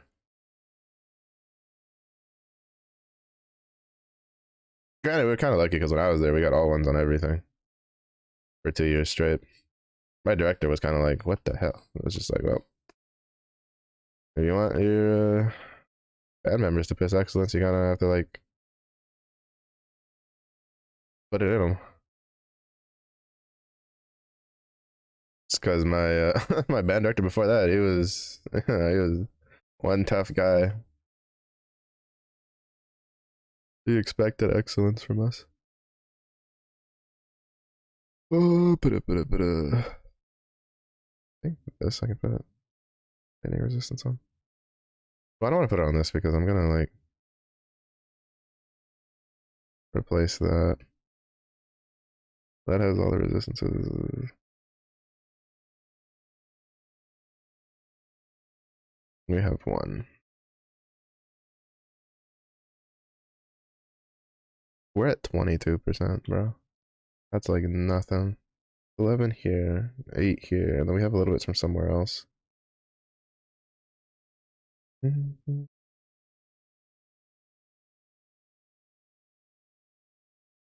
have 19. Where's the last like 3% coming from? Do we have just like an elemental resistance one somewhere?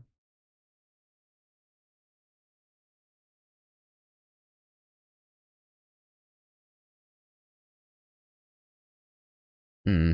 Maybe I just had like 3% from a random like passive or some shit.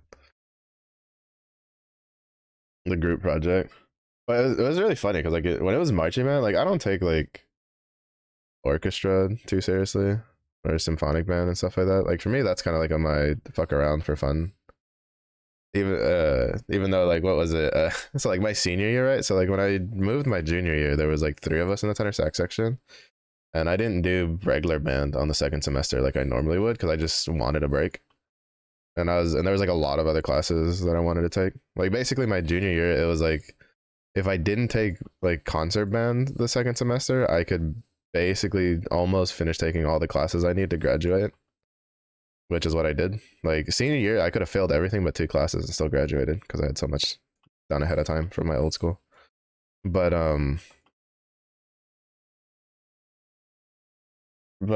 one of the tenor sax players that I had in marching band there, so there's 3 of us. One of them, he would swap to the bassoon for concert band, and then the other one was the one who played tenor sax in wind symphonic. Uh, but the one that played tenor sax, she moved, going into my senior year, and my director and like the teacher's aide, I also did like a teacher's aide position for the band one. Um, it was just like they were like, so what does it take to get you to like do wind symphonic this year? Because we need a tenor sax player.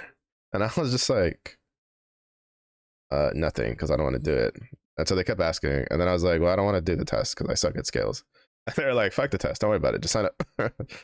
So I did it. But like in marching band, it was just like I was really like anal about straight lines. Like if I was in a line and you were in my line, I was probably gonna yell at you if you weren't like in your position, and it was like blatantly obvious. Like there was one guy, this one trumpet player who was also a senior, who I would always like. We were doing a 007 with one of the show songs, and in part of the marching pattern was that we spelled out 007 in the like on the field, and the seven, well, like basically the 007s was like, it wasn't just like a single line, like it was like a block number, and I was part of one of the sevens. I was part of the inside line of the 7, so it wasn't even the longest one. And there was one trumpet player who was a senior like me, who I was always yelling at because he was always in the wrong spot, and it was so bad. And it's like, if you do marching band, the worst nightmare is whenever the fucking show has like really long straight lines, because it's so easy to tell when that one's like when someone's not in position for that one. One of the worst fucking things I have to deal with. So I was always just up his ass about it. He's like, why are you picking on me? I'm like, because you can't stand in a straight line to save your goddamn life. Now get in line.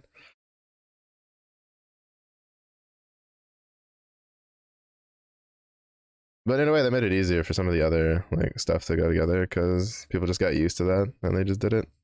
I don't think I was the only person either though, because like one of the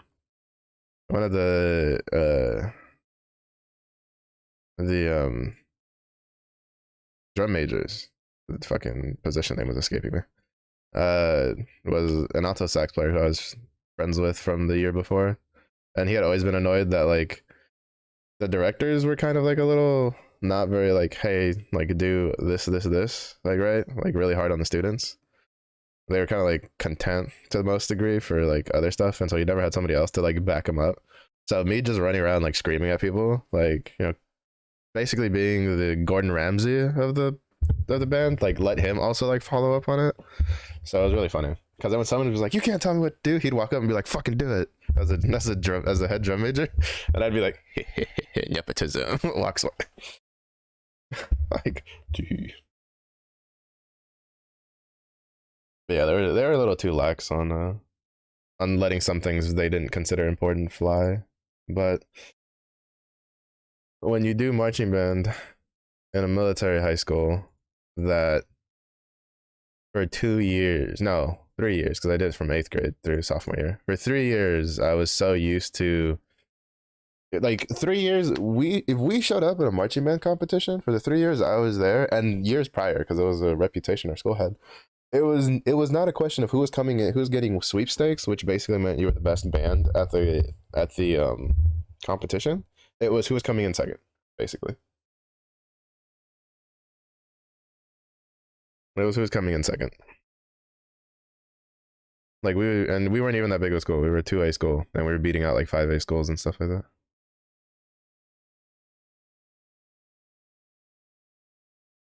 Oh, okay, no, so this doesn't change with that. So this is at 8 seconds. So we can basically make this almost permanent. Well, it wasn't necessarily that. It's just like there was like little things that they weren't very like. For instance, one person being out of line or something, like they wouldn't get too nitpicky about it. And I think it was probably just like the mentality of the school or whatever. I don't know if they had issues with like parents like getting on teachers for trying to like discipline students or stuff like that or whatever. I don't know. It wasn't my problem. I was a student. I just, tore into people.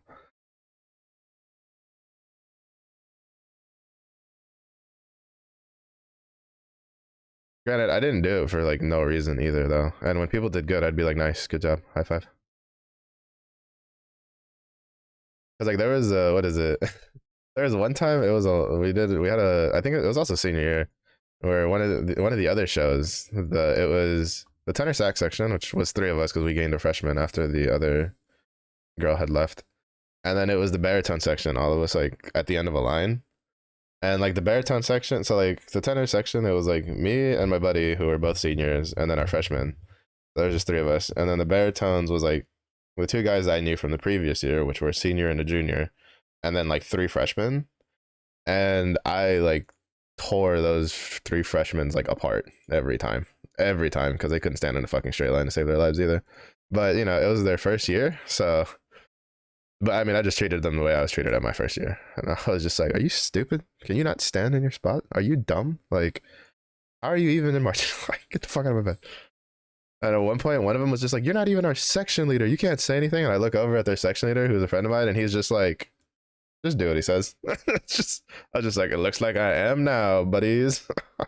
Get on. That's funny. That's funny. But I also like gave him pats on the backs when they were hitting their positions without me having to say anything.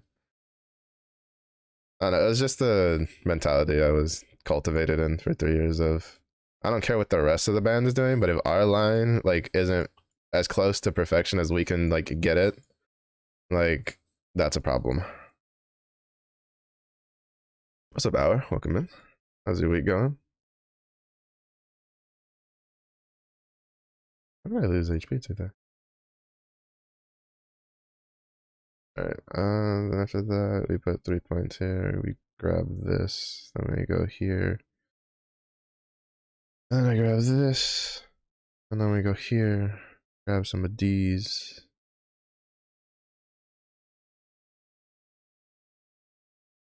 I don't know, I kind of want to already restart and do the Warlock, but that's just because, like, well, I said to do the Warlock, but I think I might need to do, like, some changes to the,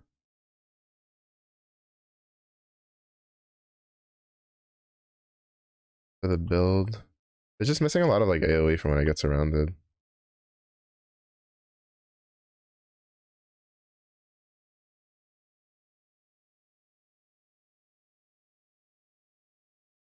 Awful and last epoch keeps annoying you. Are you having issues with the servers?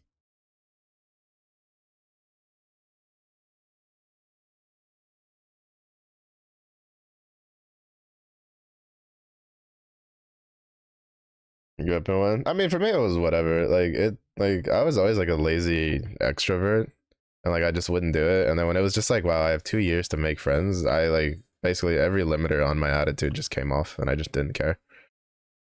That was fine, personally. I didn't really mind.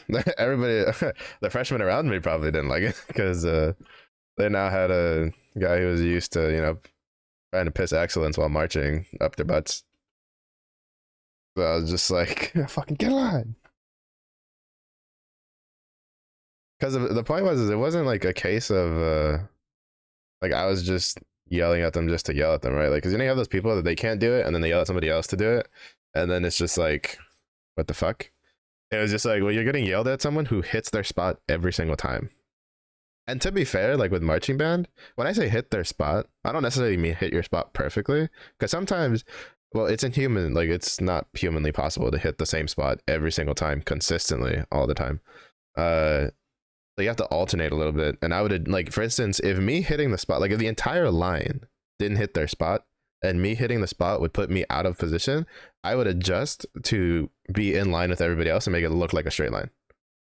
Because that's what matters. That's the important part. It doesn't, because like the judges know the like they know where you're supposed to be technically, because they get to see part of like what the positions are supposed to look like to some degree, but they don't know perfectly where you're supposed to be. So as long as it looks like the diagram, whether you're on, whether or not the line's where it's supposed to be, if it's like, half a foot off, if the entire line is half a foot off, that's all that matters.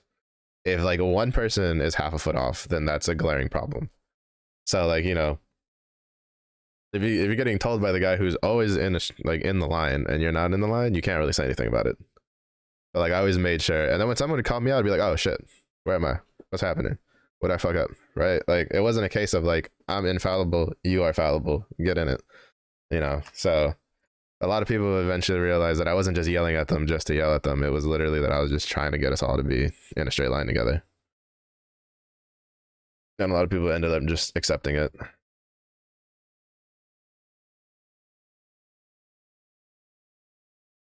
Also, it was always funny because regardless of what school I ever went into, the tenor sax section was always like one of the smaller sections. Usually, the only section smaller than the tenor sax section was like a tuba section, or if you had like one of the more exotic instruments, like if you had like a bari sax, who usually was just lumped into the tubas, or if you had like a random bassoon marcher who's just insane, and usually probably 7 feet tall. And like just some of those other lessons, like generally the tenor sax section is like the smallest section. It doesn't matter what fucking school I went to. It was always tenor sax section too loud. And I'm sitting here like, how the fuck are 3 people louder than the other 200? Y'all are slacking. Because I ain't playing any quieter. And the funny part is there's one show that we got that as like, and it wasn't a demerit point or anything. It was just like a side comment from the judges. The funny part was that was a show, we got that comment on my senior year, where our freshman hadn't fully memorized the song, so she wasn't playing. My buddy, all of his reeds broke, and he didn't realize, so he couldn't play it. And I didn't have an extra reed to give him because I was on my last reed. So the only tenor sax playing out of the 3 of us was me.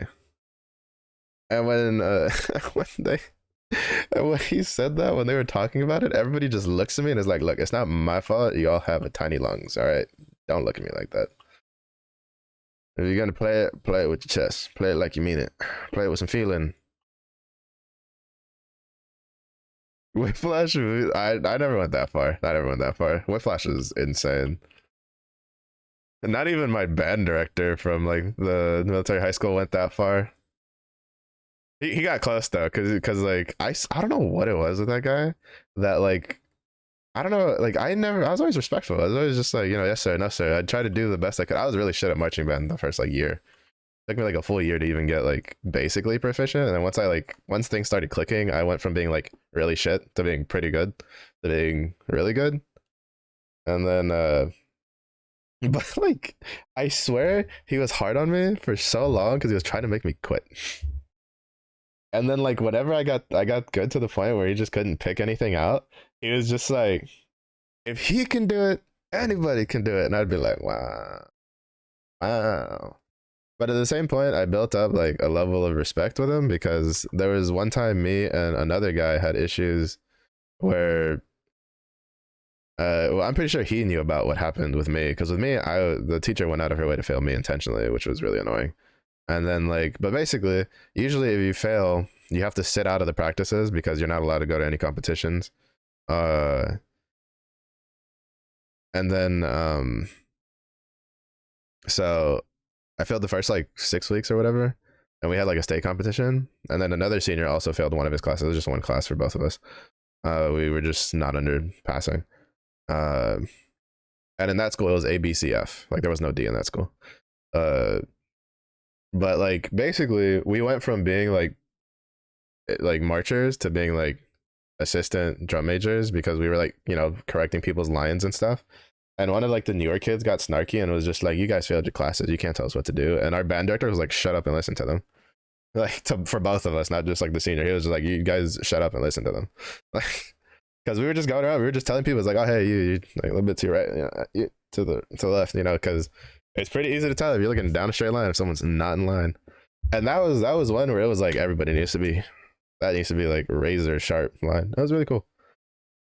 It was really cool. That's how I realized that like I don't know how he felt about me early on, but I guess just sticking with it and being like consistent with it earned some respect on it.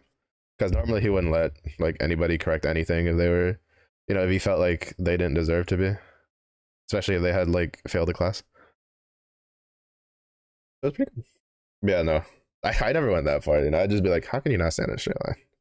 Yeah, one job, which is to stand right there.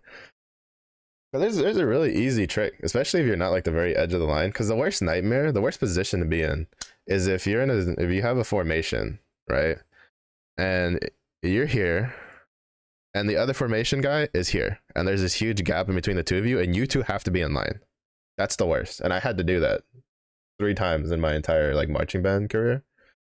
I had to be that guy, where you had to be in line with a guy like 20, 30 yards away from you with literally next to no indication. Also, you can't turn your head that much because depending on like for instance, on on the last one I could do it because our hats were like a full brimmed hat, but like the other 2 times I couldn't because we had the regular marching band hat. So if I turned my head too much, you could visibly see it, and it was just like shit. That's the worst position to be in because you have to be in line with the guy to your shoulder to shoulder with you, and then the guy like fucking over in Narnia, and that's the worst. But if you're not that dude, and you don't have to do that. All you have to do is just make sure you're in line with the dude next to you. You do that, you'll always have a straight line all the way through. If the whole line does that, it's a really easy trick for marching band. It's just most people don't think about it, and you can just check with your peripherals. You don't have to like turn your head because a lot of people are just too focused on hitting their spot and not paying attention to like the consistency of the line as a whole. Because like basically, like realistically, the only people that need to hit their spot is the people on the ends. If those two hit their spots and then everybody else is just shoulder to shoulder, the line will always be straight and where it needs to be every time without fail. That's how we always had really straight, clean lines while we were doing all of our stuff.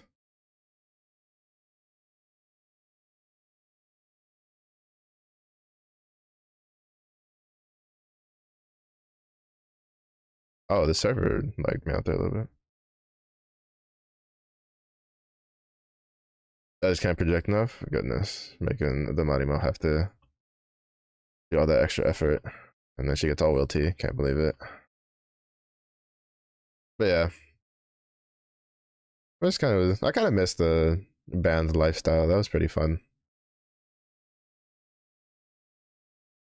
But on the other hand, I also don't miss the like expense that it would take to have to like keep up with that. Because I would always have to, since I was a woodwind player, I always had to get reeds. At the time, I was using, well, basically, when I was playing the whole time, because like different reed brands are different, like, usually have different quality of the reed, which is obvious. But it also means that the reed itself is usually slightly less bendable. depending on like the higher quality you go, like the stiffer the reed is. And I was using a Van Dorn 3.5, which when other people that played woodwind instruments would realize like what I was using, they'd look at me like I was insane. And I was like, I have to like if when I was in form, like in complete form, or like playing the tenor sax every day, if I used anything that wasn't a Van Dorn 3.5, I would split the reed in like a week. I went through like a whole box of Rico reeds that I was given to for free by one of the directors. In like a case of emergency, I went through a whole box in like half a week because the Rico reeds are just not that good. And they weren't even like 3.5; they were like threes, which is just not enough. But now I'd be surprised if I could even do like a three on a Rico.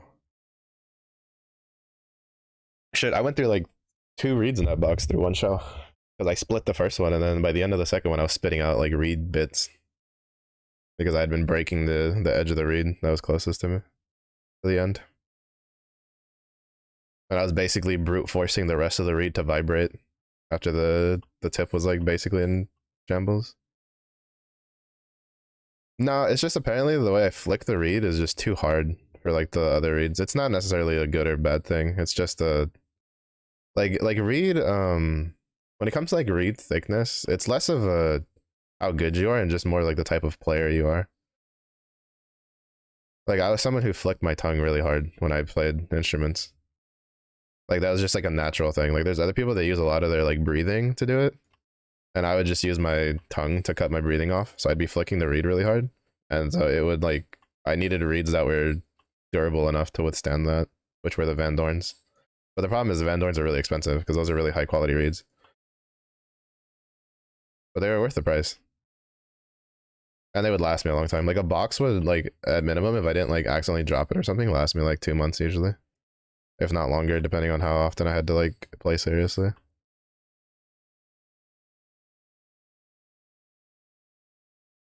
But I mean, it's been so many years since then though. Like if I ever tried to pick up my tenor sax again, I would start with the cheap ones again because like it makes your jaws really sore. Because like the flip side to that is that if you don't flick the reed really hard and you get like a Van Dorn 3.5, like you have to put so much like strength into your flicks for the notes that it makes your jaw sore if you're not used to it.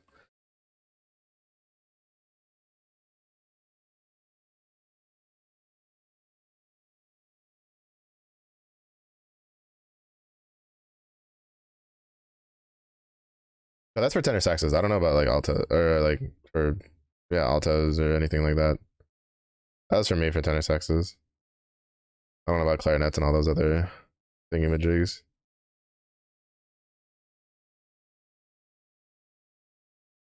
Because I knew a lot of really good tenor sax players who would use like a 2.5 Van Dorn because of the way they played. Granted, there are advantages to having a harder reed or a more durable reed, I should say. You can usually play louder, like much easier. Because with the way reeds work, it vibrates. Like that's how you make a good chunk of your music. The noise is the vibrating of the reed, like in the mouthpiece.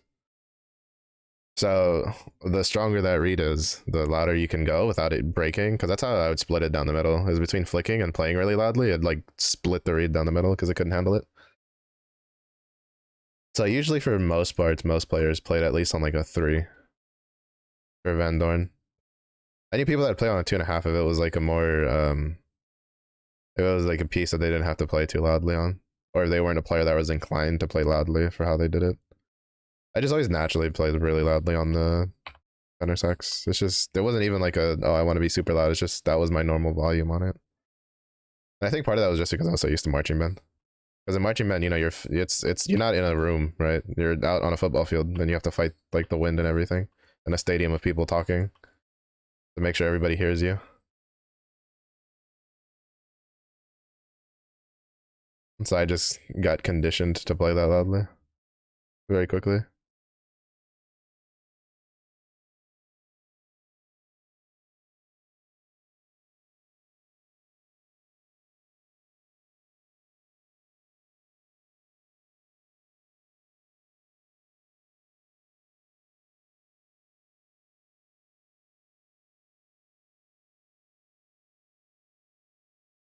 Where we come from.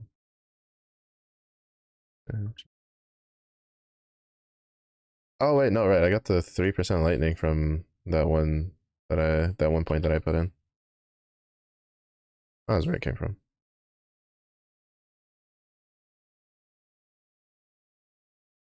From playing. I mean, it just comes down to like what you do. Not all instruments are like that. That's part of the reason why whenever I would do concert band, well, it'd be like tenor sax section to that. And it's like, what do you want from us? We're marching band guys. We get that complaint from marching band judges. What do you want?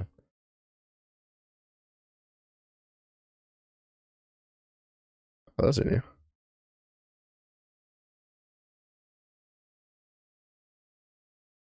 Mm-hmm.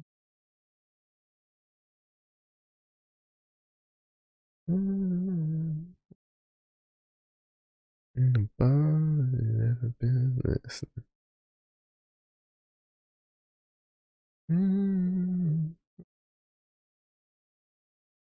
Really? Oh.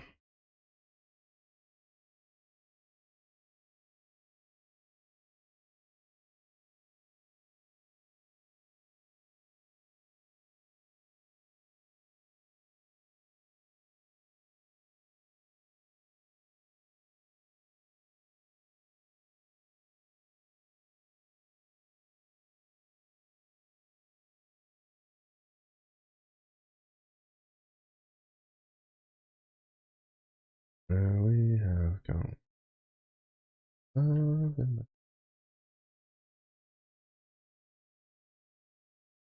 and above if you've ever been listening.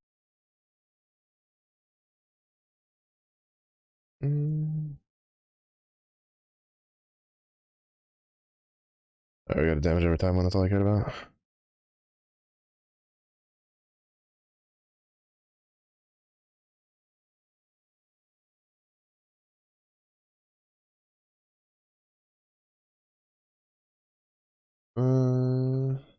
Increases attack speed 6%. No speed. Good game on hit. Elemental attacks deal 1%. Interesting.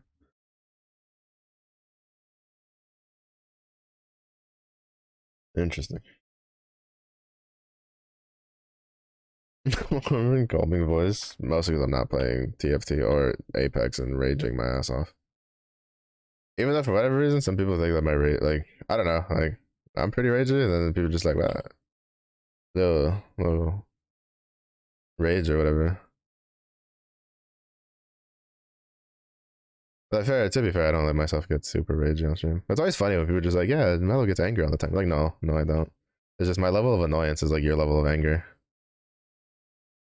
If I actually let myself get angry, like I would have to be replacing my PC hardware, well, peripherals so often.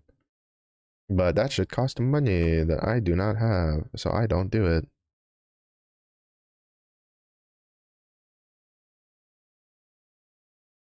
Mm-hmm.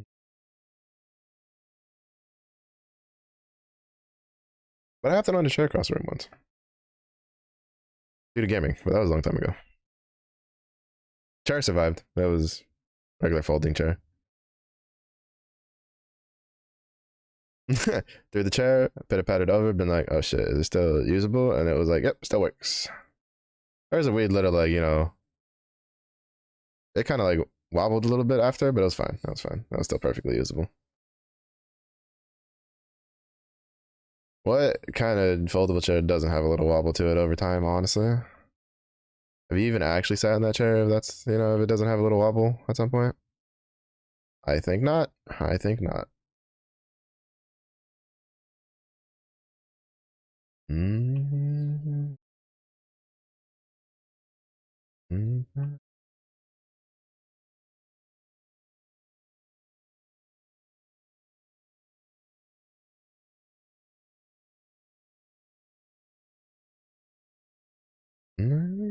It's not. Is this the one with the Wraith engine? Holy shit, something almost killed me.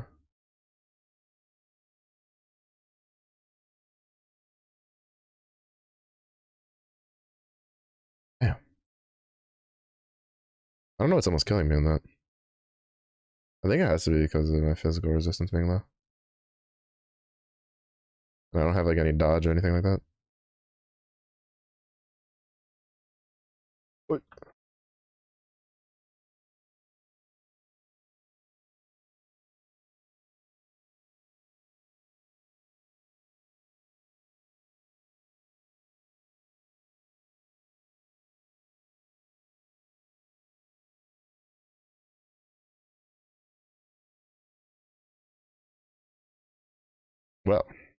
Well, yeah, that shows the biggest issue this build has though, is that I have like no AoE clear. There's a shit ton of stuff that spawns around me because like my damage isn't dealing as much damage as I would like.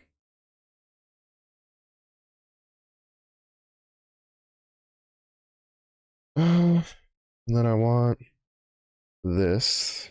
I want at least like 2 points into this, 1 point into this, and then we go down this way to this way.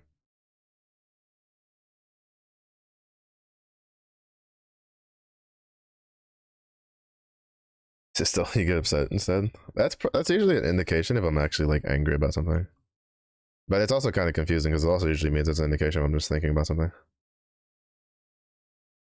But I have like if I'm still being vocal, it means I'm generally still in my annoyed phase.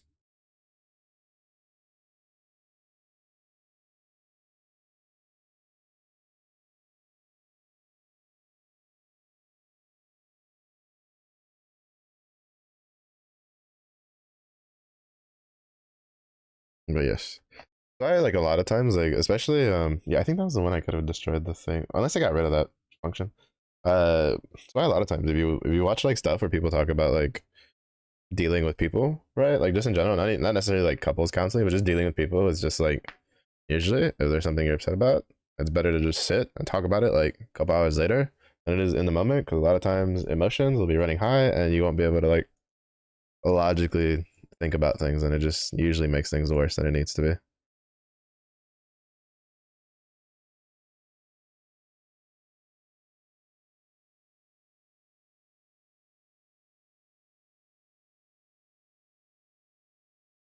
I'm like rubber banding backwards a little bit.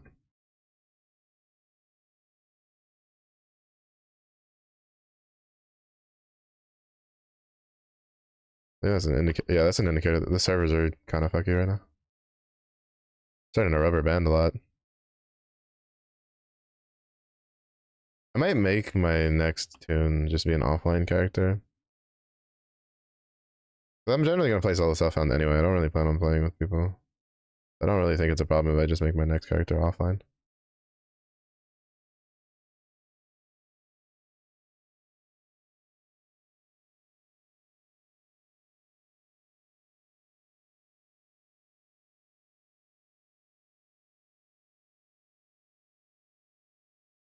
You're playing online, yeah.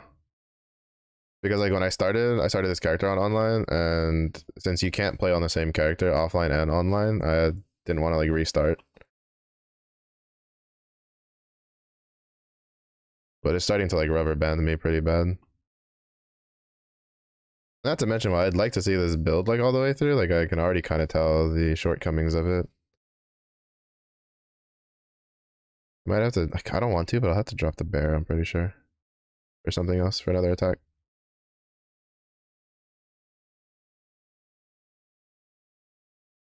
But I can't drop the scorpion because it's in line with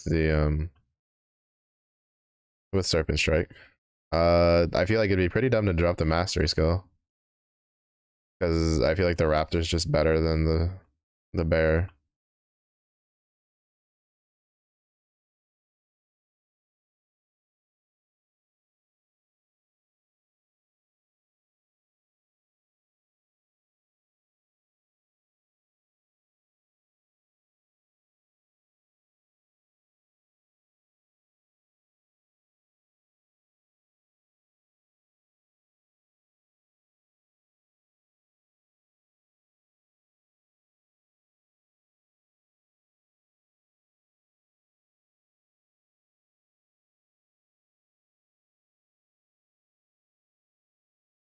I can play it all as fascinating.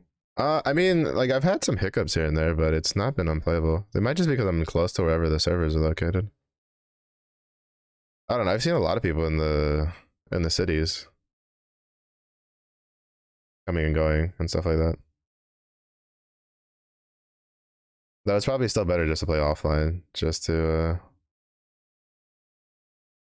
probably try to mitigate some of the issues.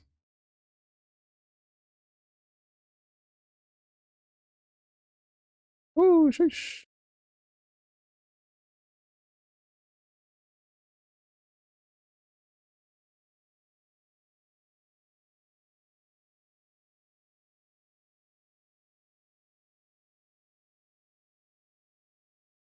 Not to mention, I kind of really want to play a warlock, honestly. I wanted to do a falconer, but when I saw like the warlock preview on the trailer, I was like, never mind, I want to play a fucking warlock, dude. Fuck that noise.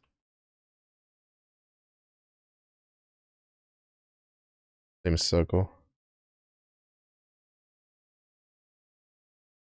It's just I wanted to see what this ability was like, the serpent strike one. Actually, honestly, like it's probably better if I just get out of serpent strike and go to like swipe or something instead. I feel because like the problem with serpent strike is it just doesn't do enough. I think I can make it a spender, can't I? Isn't there a thing for that?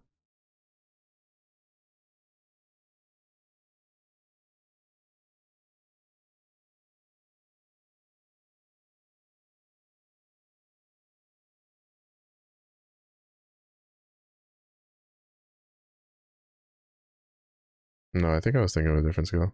No, I think I was thinking of the lightning one. Falcon is so fun. Yeah, I've been seeing a lot of people's like videos on it. That seems really fun. I do want to make one of those, a falconer. It's very high on my list of things I would like.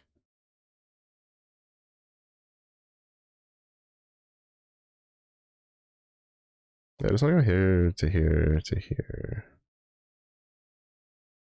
to here, and then I need to go here to here, and then I need to like invest into these.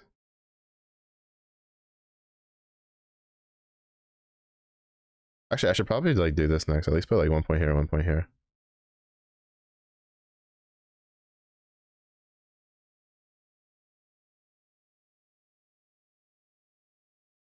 And then I probably should build vitality to get this. There's like 2% per vitality, so like you get 50 vit to get the 1 mana, the mana gain back. It's like 100%.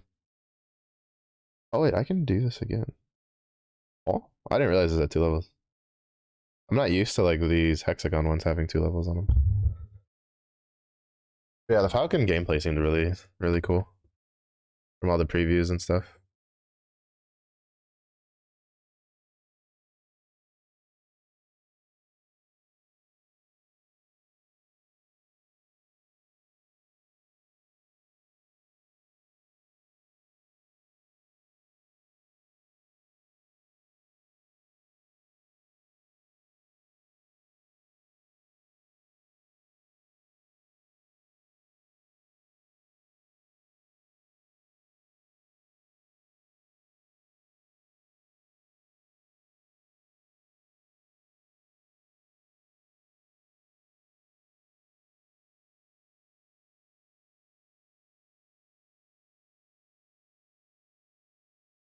Like rubber banding back into things.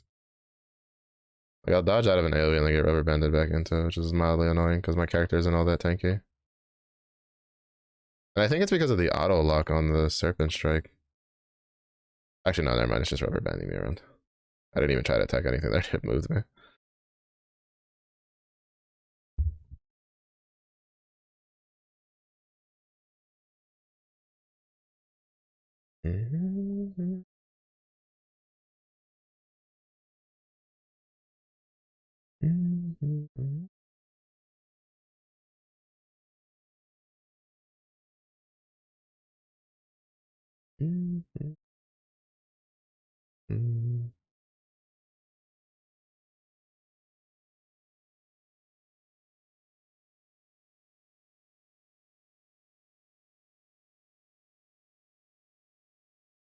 The point is, I want this, I want this, I want this. But I think I might just go for this just because for poison resistance, so it's a stat less I don't have to worry about later. And then I'll just do this.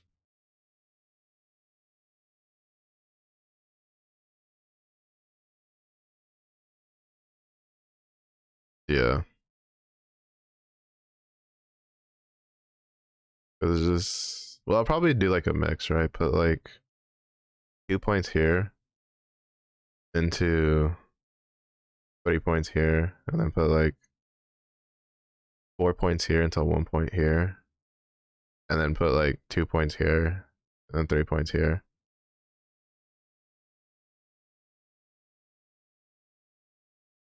Or maybe not, just do like 3 points here. Oh, because it's like, what was this? It's like 2 points here, 3 points here, 3 points, 4 points here, 1 point here. This gets us here, which I could probably just put like 2 points into this, and then just finish capping these out, and then that should get us here. And then you get poison penetration. Oh, I also want to grab this, so probably just do like 3 points. No, probably do 2 points here, 1 point here. Well, wait, no, I don't need this. This would be if I had the wolf one, which is what I've been thinking about. Is dropping this for the wolf, but we don't really need this right now. Actually, I don't think I'll ever need that.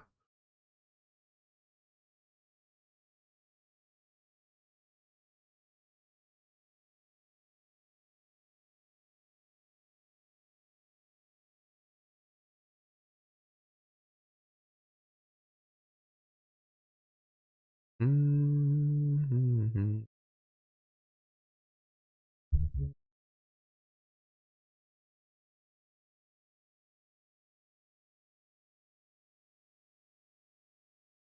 Wait,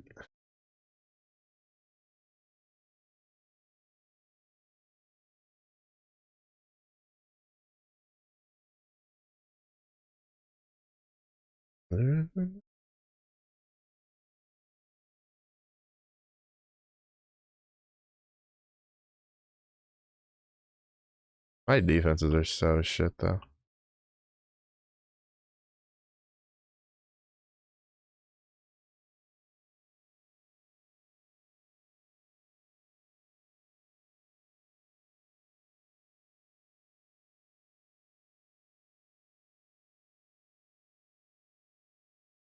I want at least like probably one more point in that.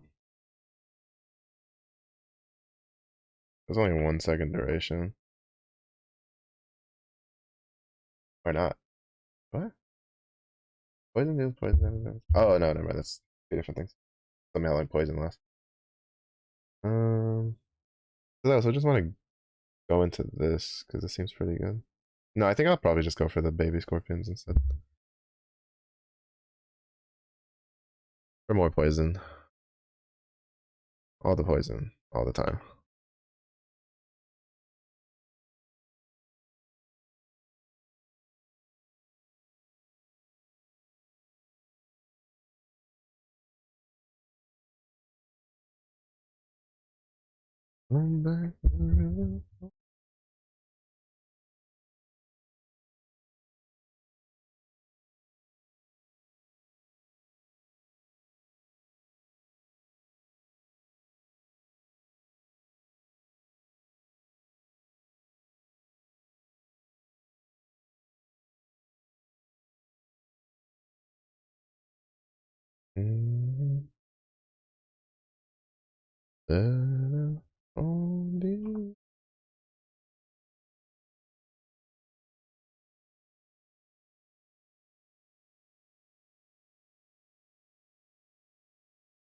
This guy's new.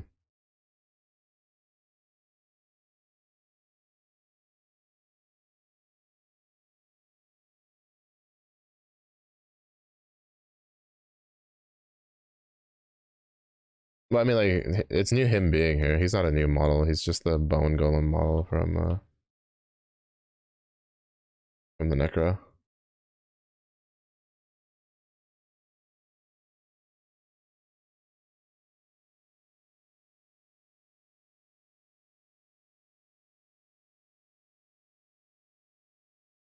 So I'm pretty sure that used to be a different thing you fought.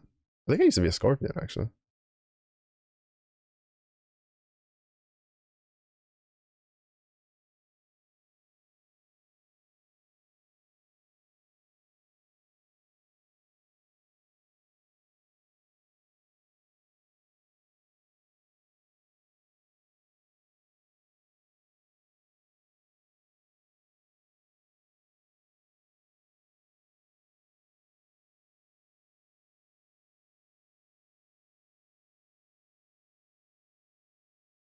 we're almost to the Oracle ability. Might as well just finish because I think there should be a respec dude in there, if I remember correctly.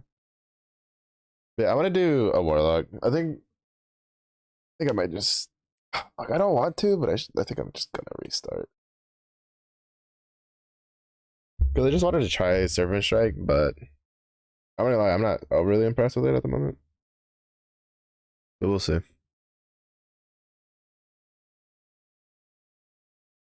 But it's mostly just because it doesn't have a lot of like clearing. Also, this is definitely different. This is definitely not like this at all.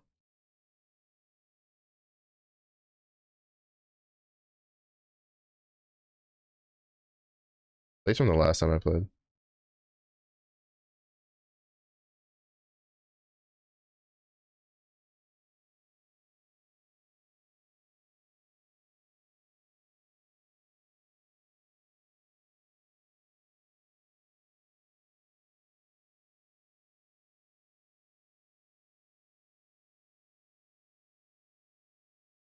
Mm.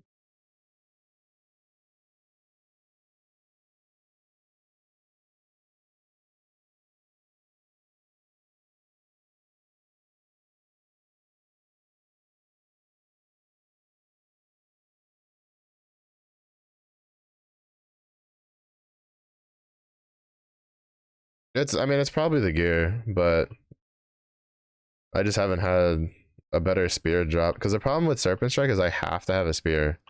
And I haven't had a spear, like another one, that I could really like craft on to drop that would be usable. I mean, it's also probably just the stats that I have on it wrong. It's definitely like a gear problem that it's taking me so long to kill these guys.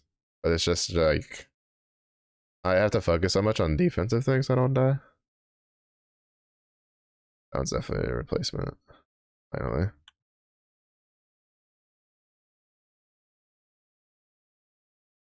Yeah, I know.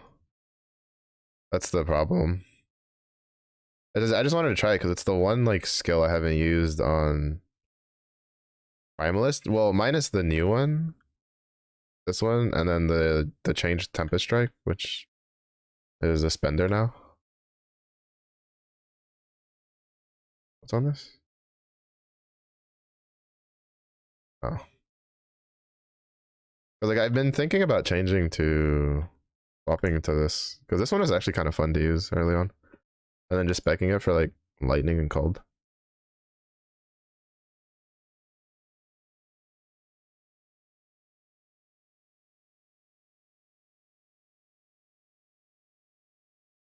Because then that would make it so I could like use different weapons.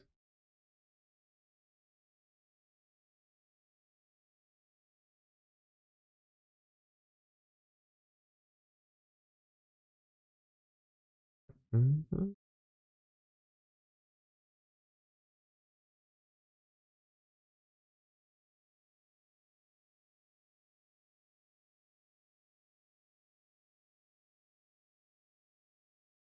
That'd be pretty nice if it would fit, but it doesn't fit.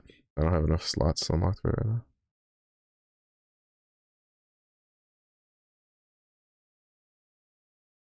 But yeah. How much poison stuff do I have? I don't think I have any poison stuff like effect currently. I could technically swap and it would be fine.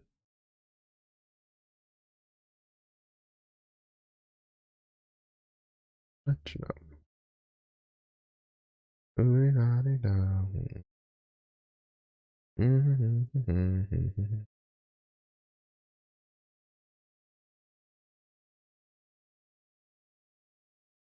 I might just do that, honestly. Use that for now. Oh, there's a rainstorm.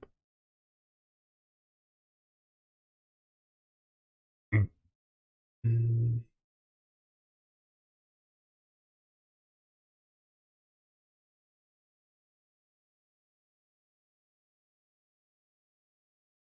Oh, this would also give me increase. Like, if we ball, we'll try it. I just don't like that how the despecialization thing works. Like I think going from like 12 to 5 is so dumb. Oh, gracias por el agua.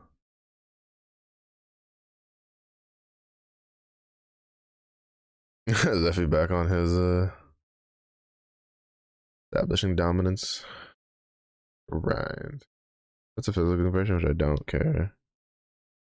I do want 1 point in that.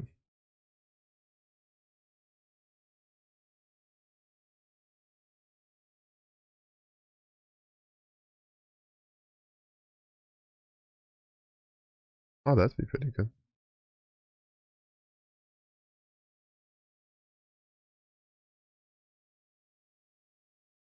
Mm-hmm.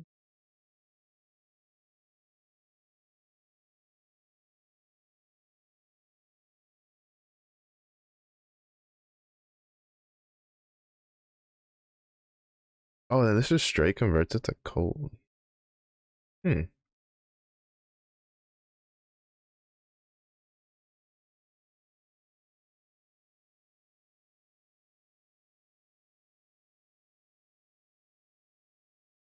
Mm-hmm.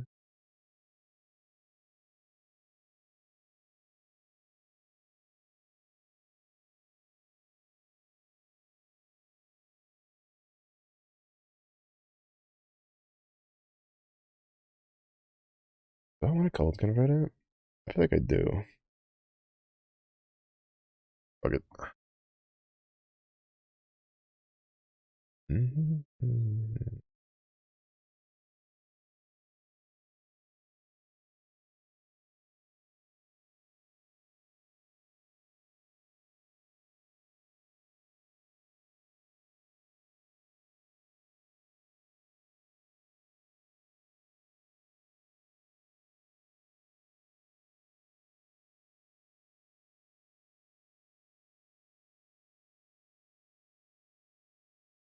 Oh, that means I don't need the Scorpion anymore, though. Because I might just bring back the Stormcrow then.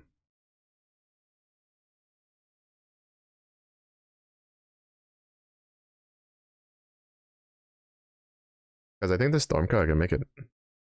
Yeah. Does this synergize with any of the pets? Dual wielding, don't care.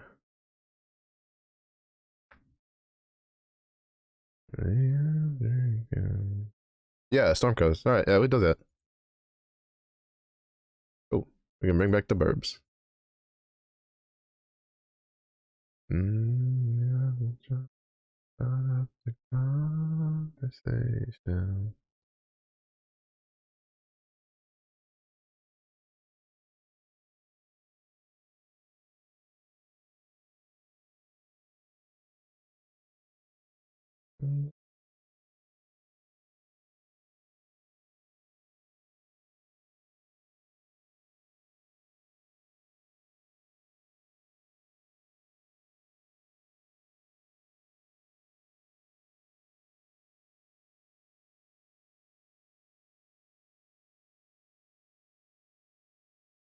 Hmm,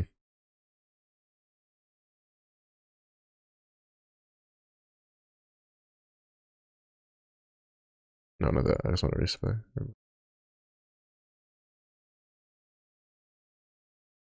I think I'm just gonna focus on the lightning instead. Oh, then we can go for axes. Oh, I like this. I like this.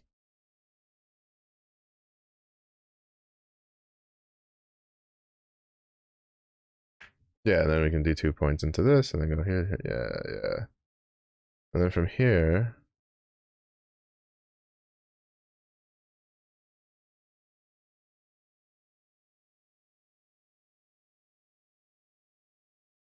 oh, some.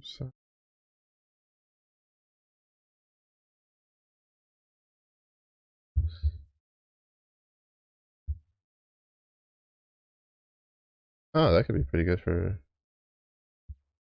Here's a little Brenda, my bed, leaving.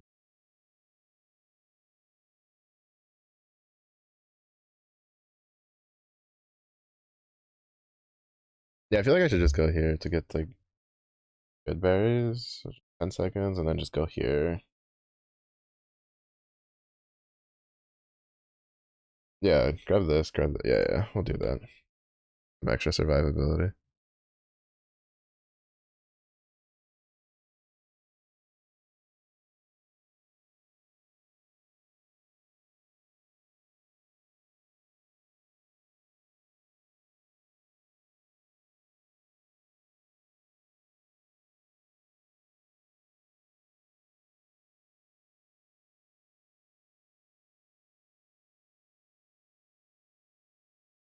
It already feels like way better. Like, it's not even half of the levels, and it already feels better.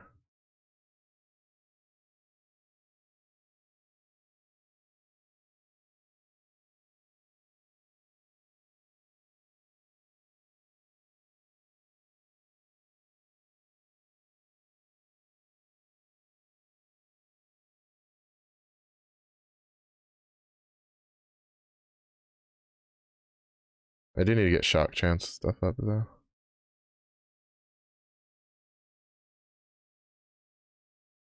I mean, to be fair, it's also because it's synergizing with the crows, so we're also getting like bonus like lightning damage.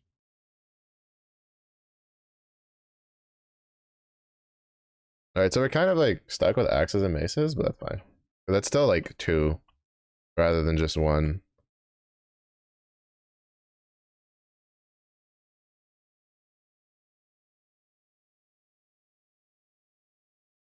Also opens me up for a lot of the other stuff.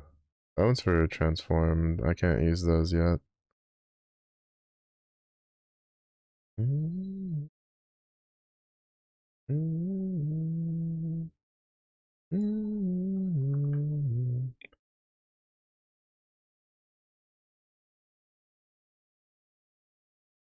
This is fine. I wanted to use this skill anyway. I'd been debating if I wanted to do like a shaman build, like after like doing warlock and falconer, and just use this build. But I'll just use it for a beastmaster build. Come on, buddy. I wasn't done with you. Wait, is this? Oh, it is a 2-minute. Oh, that's even better.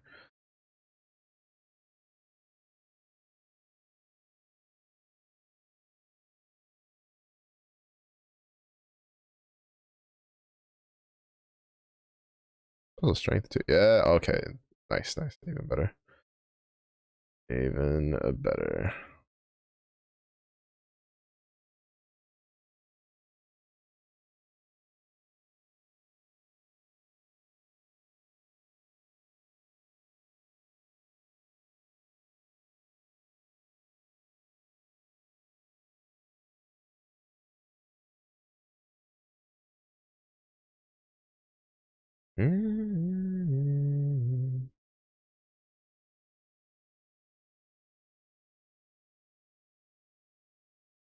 Let's grab this on the next point.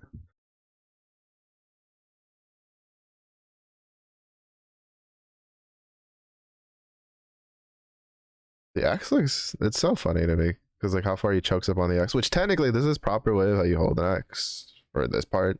This one not so much. You should have the hand should be like down here because generally when you swing an axe, you slide this hand down because you're using a pendulum effect.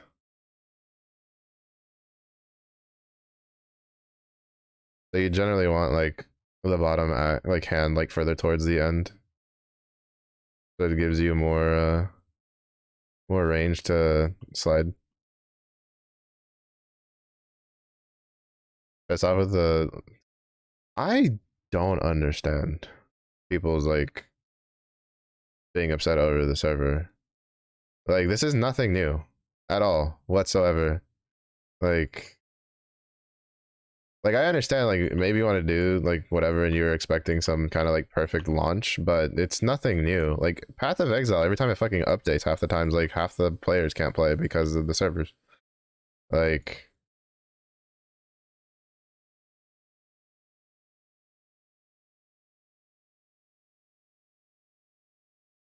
at least that's what I was seeing a lot of like complaints on like Steam reviews. It was just like I mean, is this offline not working? Is that like another thing? Because like if offline's working fine, then I don't see what the point is. Because I haven't tried offline, so I don't know if it's a different.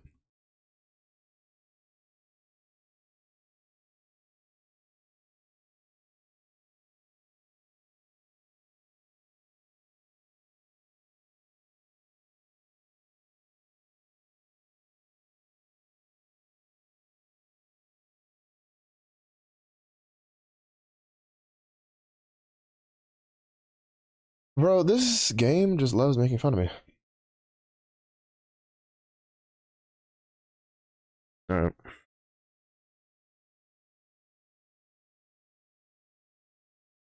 About the game wanted to play.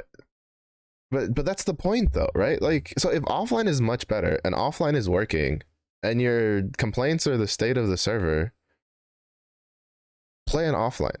Like, I promise you, 90% of the people that are complaining about it aren't even playing with their friends, so they have no reason to be on online, like whatsoever. 12% is good enough. So like they're just crying for nothing. If offline is so much better, like if offline is more stable, just play an offline. Yeah, it kind of sucks that you have to restart on online, but like that's the price you pay. And like, to be honest, like if you're competitive about being on leaderboards and stuff, you wouldn't be typing, you wouldn't be complaining, you would just be playing. Yeah, that entire spear upgrade was exactly what I needed like so long ago. Like before I did the whole swap. Like basically everything I needed. My ARPG like in a nutshell, honestly. Like I get it, you know, like nobody likes it when they can't play a game and they can't do whatever. Like, okay, cool. 95% can't log in. I mean, I don't know how. Like I've had no issues getting into the game, like getting past the login screen. I've had no problems whatsoever. Not to mention, when you launch the game, you have an option to play fully online, which I'm imagining circumnavigates the login process. Like that's one of the launch options, which I'm pretty sure they did ahead of time because that's new. That was not a thing when I was playing in early access last time. Like I'm not saying it's perfect, but it's mm,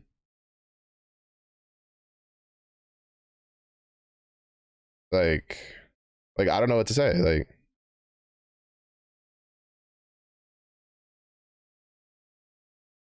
no one could. I mean, I started playing yesterday. I played yesterday last night. I played for 4 hours straight without a problem online. Like that's how this character is existing.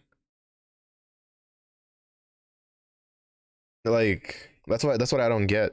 What's going on? Like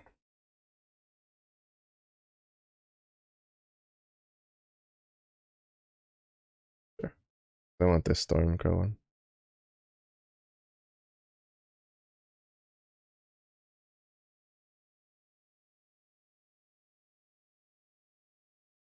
Like I wasn't playing all day yesterday because I was doing toys customs during the day, but like I played yesterday. I played last night.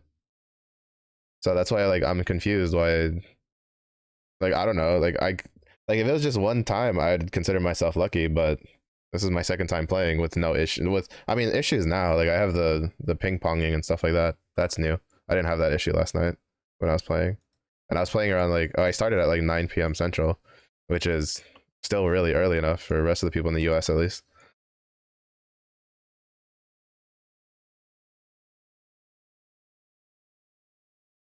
But my point is still, it's a game with an online service done by a small company that it's their first launch day, which has Twitch drops, which has been hyped up a lot.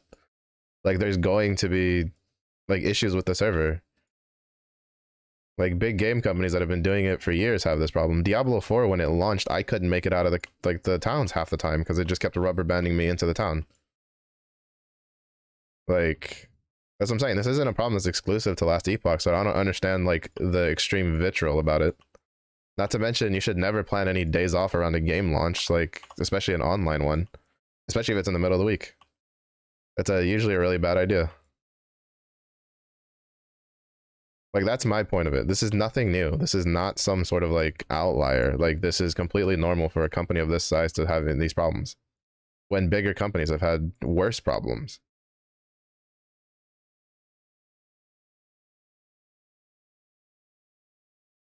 Right? That has honestly like no bearing on anything. You can't make a game like this with how little money they're asking for entry fee and with how long they've been working on it. Like because Last Epoch didn't get much notoriety until this like last like year, like not even like half a year. Like people talked about it, but it really didn't get like a lot of attention until recently. And you have to make money somehow. Like development is expensive.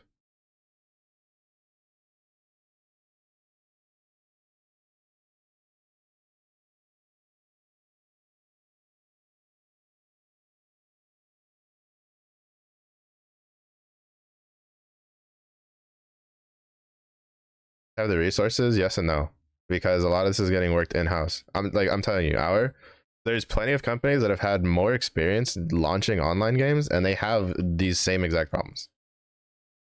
Blizzard has just about had an issue with every single one of their multiplayer online launches for every single game they've had, and their entire IPs are built off of being online. The only thing they got from it was having a team that could respond to these problems, but they're also like worth what, billions of dollars, and they have like decades worth of experience. Like it's not the same. It's not the same at all whatsoever. Just because you have money doesn't mean you have the people who can handle that, and the people who can handle that usually are already being hired. Like this isn't a buy better servers problem. This is a, you need technicians on hand who can sort through all the issues going on and fix it, and that sometimes companies don't have that.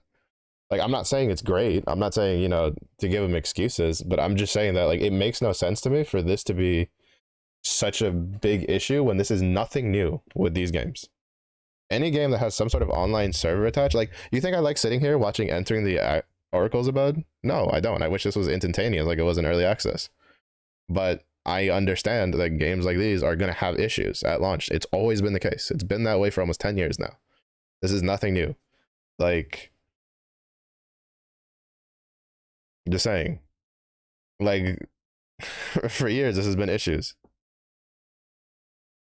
Not to mention, we also don't know how like Steam's working with it, because there's a lot of games that are online that have to go through Steam have problems. Like I was playing Grand Blue Relink 2 days ago, and I got knocked off from being able to matchmake because Steam knocked me off of the, like, disconnected me out of nowhere, and it was only Steam. It wasn't anything else. So, and for instance, Path of Exile, it's been known that if you have problems with the Steam client, a lot of times just using their direct client works, because there's something weird with the Steam authorization stuff going on. So sometimes it's not always just the game company problem. But that happened to me, at least the last time I played PoE, when I swapped, because I uninstalled it from Steam and installed the direct one. Like, it's just how it goes. Because the point is that when you have a authorization issue, I'm not surprised. Like, what's probably happening is like it's probably the case where the server can't authorize things fast enough. Because what people don't really realize is that when you do a launch day and you have so many people logging on at the same time, and you get people that get in and are playing, and you get people that are trying to log in, we're DDoSing the server. Is what we're doing, unintentionally, right?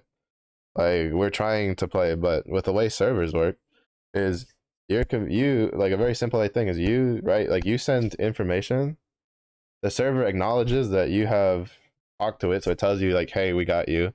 Then you ask permission, and the server acknowledges that you asked for permission. The server then gives you permission. Then you need to respond. Like it's such a back and forth handshake, and it needs to do that for everybody. It's a very simplified version. It's like I don't know how they handle theirs because it's like different from company to company, but like it's a problem. Like earlier today, I couldn't continue because I got stuck on the portal to get into the Imperial era for like, I think like 10, 15, maybe. No, it wasn't 20 minutes, but it was like 10, 15 minutes. Like, like these things aren't new, right? Like, is it okay to be annoyed about it? Yes, it's fine. But is it like okay to be up in arms, pitchfork torches over a problem that's been plaguing the entire gaming industry since forever? Since online stuff has become like the norm? No, not really. Like I get that, you know, everybody wants a game that just works day one, but that's not how it works. And it's usually not even like a company limitation. It's just a limitation of the current state of technology. I don't need the poison damage, but I do like the physical resistance. But I get 40% increased dodge rating, but I don't have dodge rating. So I'm just going to put that in there and use that for the Falconer later. Like, I'm not saying it's great. I'm not saying it's fantastic. I'm not trying to sit here and be like, nobody should be annoyed. But the level of annoyance, to me, is a bit baffling considering that this is normal. This is something that every company does. Let alone a company that this is their first game.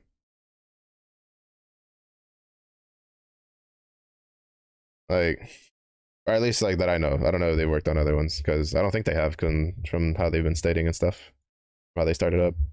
Like, I'm just saying, is it okay to be annoyed? Sure, yeah. I mean, like, annoyance is fine. Like, I'm not exactly happy about the state of it either, even though I can get in and play. I wish it was running better, but I'm not gonna sit here and like bash the game and put like negative reviews on Steam for something that's a problem that for every single game company that does an online launch.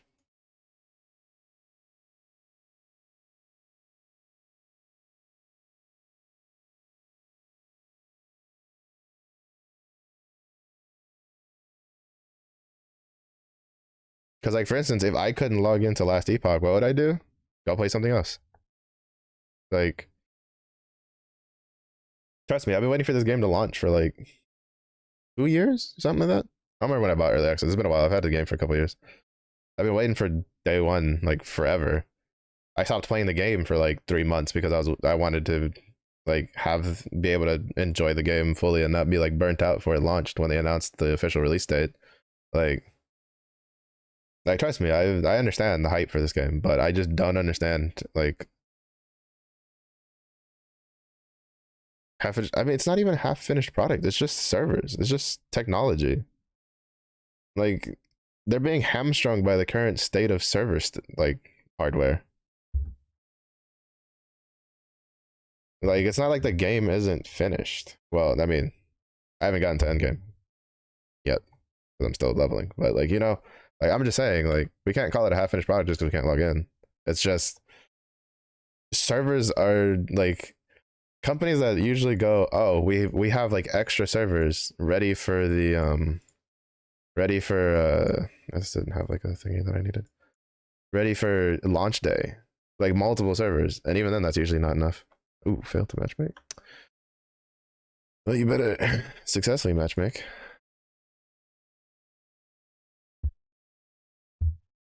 Like again, I understand like being annoyed about it not working, but it's just like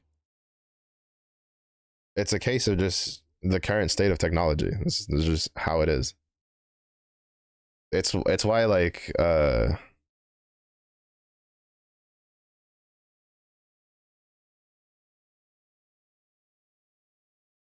was their backend?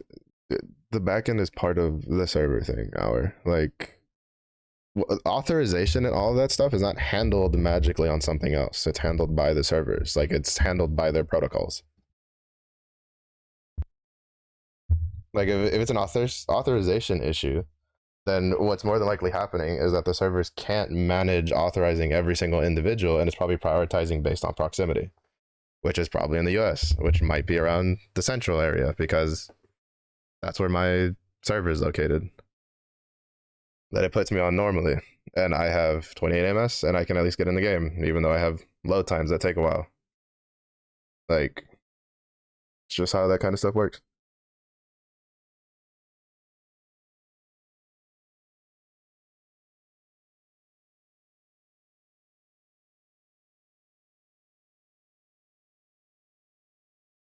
Like I'm not gonna sit here and pretend I understand every little in and out, but if it has anything to do with authorization, getting people logged in, any sort of like information transfer, anything like that, that's servers. All the programs are on those servers, and if those servers aren't handling things properly and getting the code going, then it's not going to do anything. Because you can't say the code doesn't work because the code worked perfectly fine in early access. I was playing multiplayer online and not having any of these issues prior to this launch stuff. Now I didn't play immediately before launch, right? This is from like 2 months ago, but like you can't say it's uh like it has to be like something with the server not running the code properly with how much load it's being put under. Can I go to no? Which one is it? Oh yeah, it is. That's right here. Can I get the Dragon Elixir Aurelion Soul? I think that's from one of the package thingies for the game. One of the DLC ones, because it's not in the shop. Um,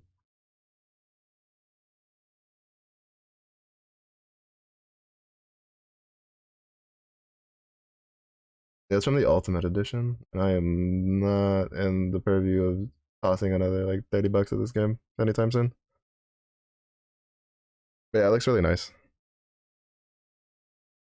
But for now, we just have this little wiggly boy.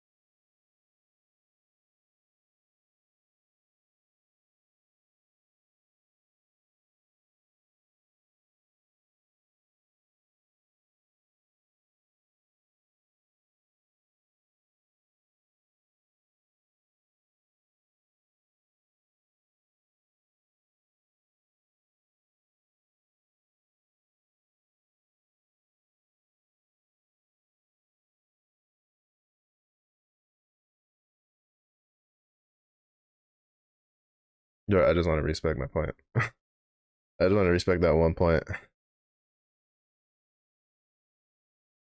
Just want to take this point out. I can get back. But we're back on the block of. I mean, it is, well, it's like 5 p.m. People on.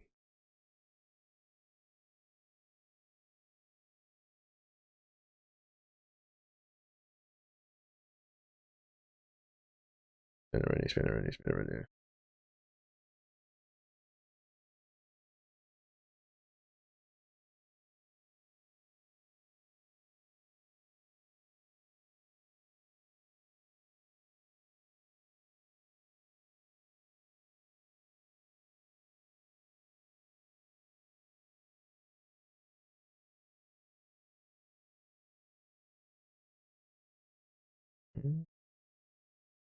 Nope, didn't work.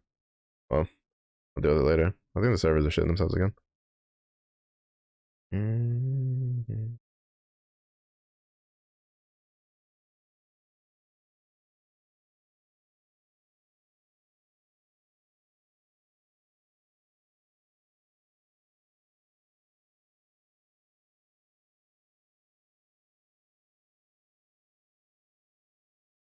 Alright, so it didn't let us matchmake over there.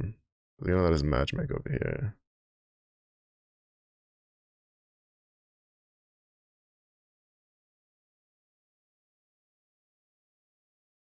This armor is pretty cool though. This wasn't in the game when I last played.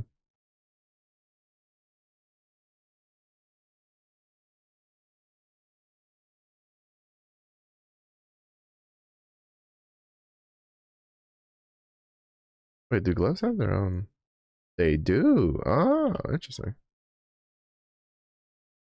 I didn't notice it the last time I played, but I know like when I played a while back, like basically the entire like the servers are can't process the request. It was in a oh never mind, I made it through. Like it was like a one whole thing, right? Like the gloves didn't really change the appearance, or if they did, it wasn't by much.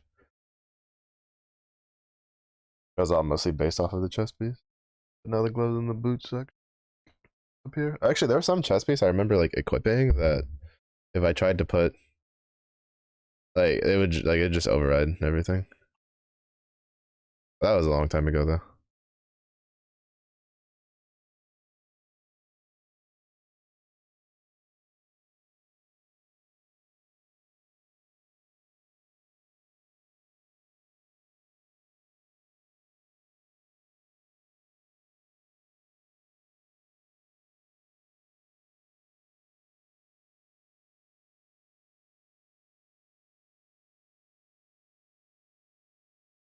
That still hurts like okay.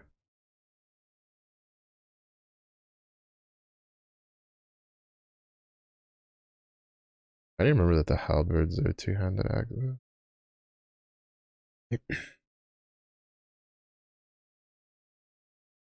Oh wait, no, right. I need axes.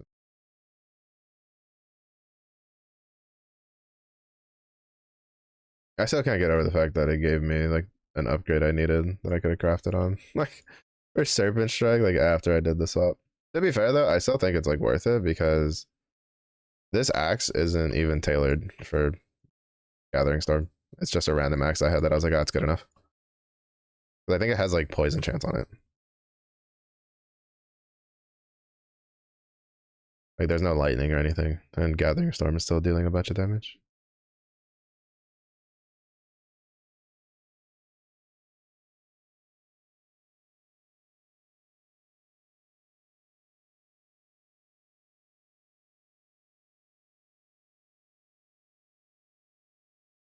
The fate one, whichever the one with the constellations, whatever it's called. Yeah, that's the one I plan on going. At least for the first character.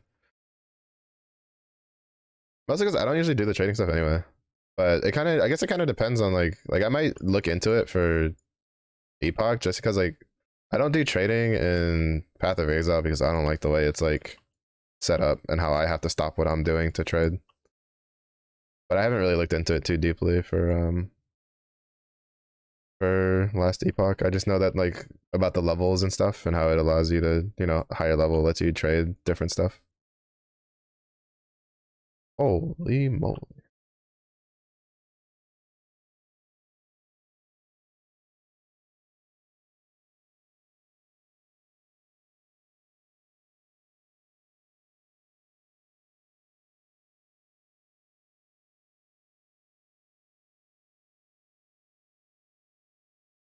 My Raptor's getting like absolutely fucked up though. Wait, an acid. What's the acid one? Oh, armor shred. Interesting. Mm-hmm.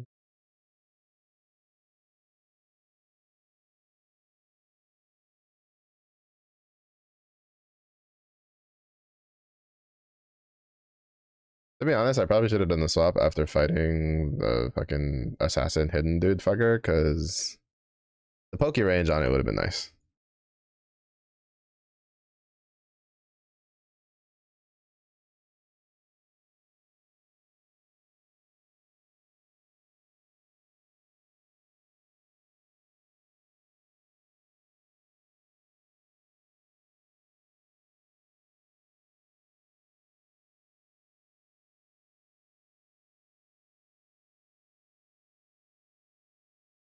Trying to drop something nice for yourself. Yeah, but I mean, like, unless they end up unless we end up having something like the Ubers and shit, where I absolutely have to have like really cracked gear, I don't really feel a need for like the trading thing. And even then, like I said, I plan on doing it on like the second character probably.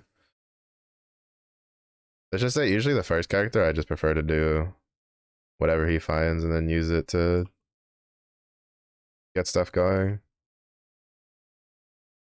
Like the whole reason I don't want to like reroll like right now, which is why I decided to just swap to Gathering Storm instead, is because I want to see if I can at least get some like get to the point to get the gear to like speed up leveling for the next character.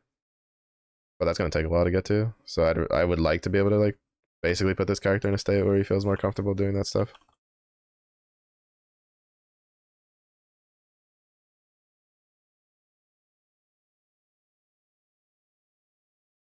No, that's fair, fair. But I don't see myself going like that far like anytime soon. And I definitely wouldn't like push that high on this character. This character is more of a fuck around and see like what's going on kind of deal. I guess it's just like the amount of grand shit. There's not much else.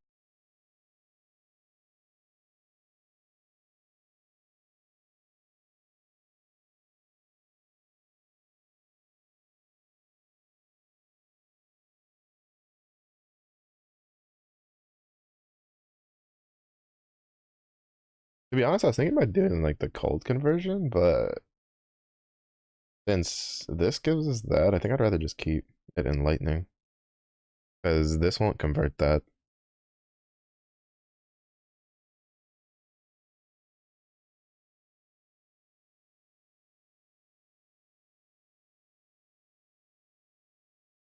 No, it's all dual wielding, right? Do I want to do one? Mm. Not really. I think I'll just stick with two-handed axes or axe and shield.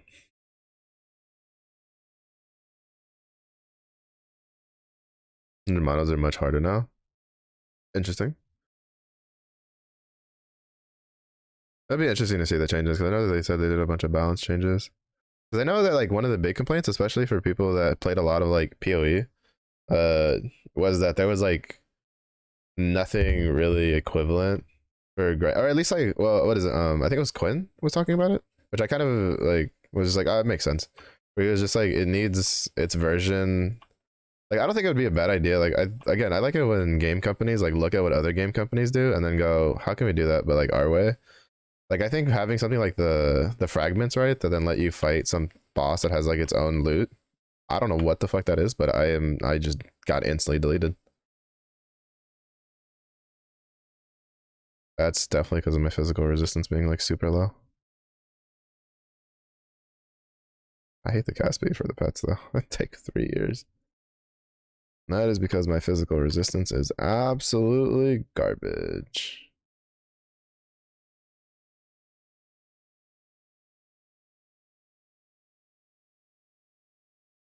Alright, do I want to craft on that? Because I don't want to keep that. Has endurance on it already. Hmm.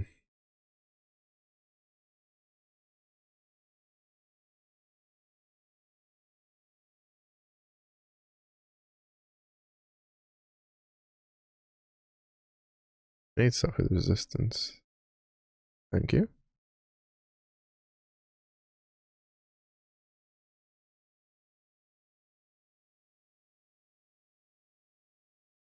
Alright, I already forged that, giving it the physical resistance. I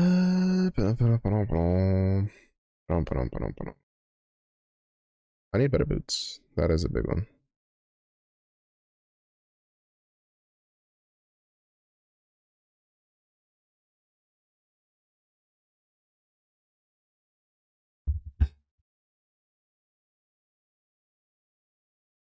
That feels a little better.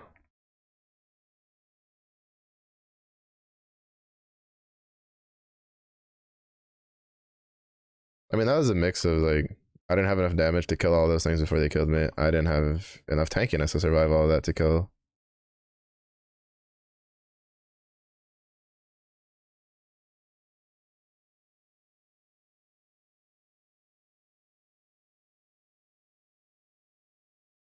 We have 30, yeah. It's definitely a case of like, we'll find out when we get there. Yeah, you can't put out that much and like expect people to read it.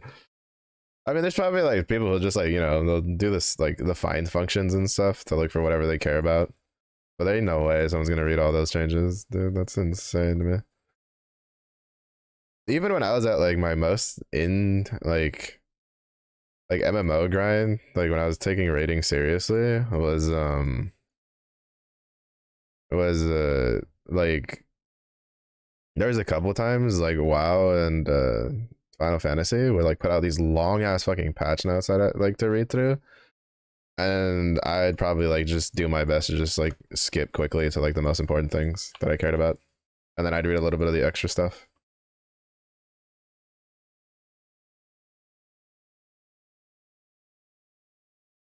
That's crit, right? A lot of crit. Holy shit. Break that down.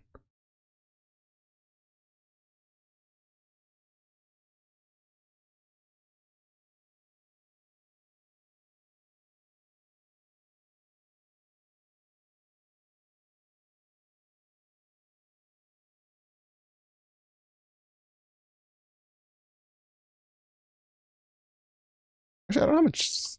I think that has to be pretty decent amount. I'm just taking it to like shatter it, get some shards out of it. I do like this gathering storm though. It feels pretty nice.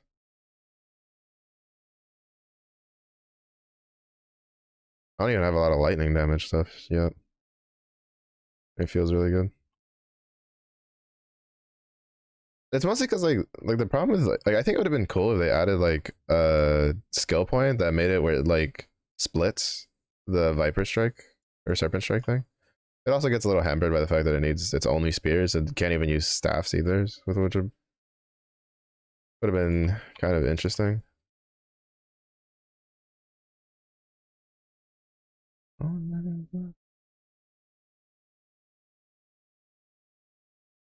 Oh, give Yogi some thorns.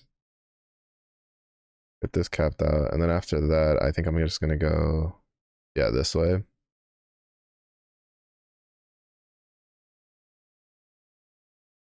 Because you need some defensive stuff.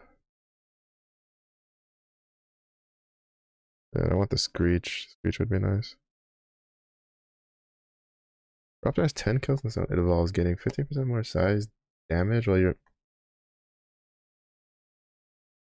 I know what we're getting. I don't know how often it'll last, but I don't give a shit. That just sounds cool. Sign me up. Buddy, bigger fucking angry dino? Say less. Honestly, say less.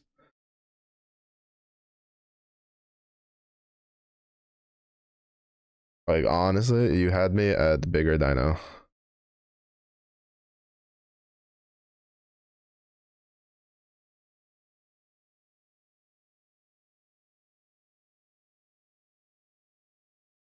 I was already been here. was trying to clear it up before putting stuff in. All right, well, basically it means I don't have to worry about this at all. But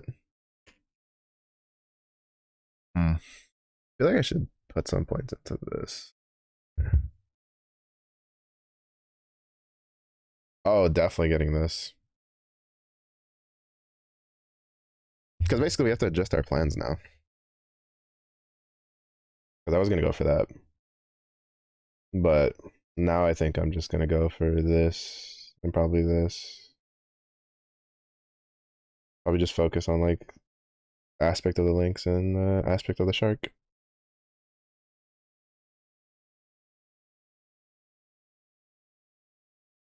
A weakness. Oh.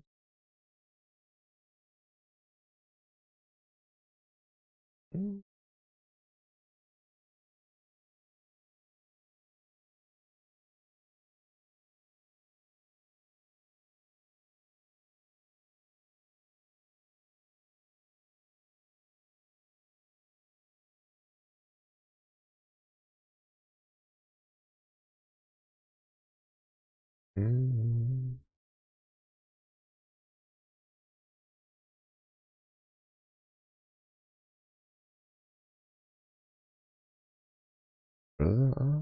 Yeah. Oh, yeah. In the blood of my blood, we can get through it all.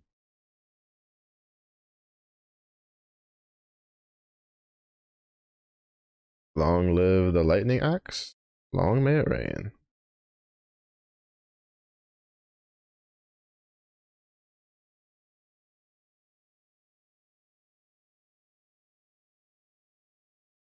The Gathering Storm one's new.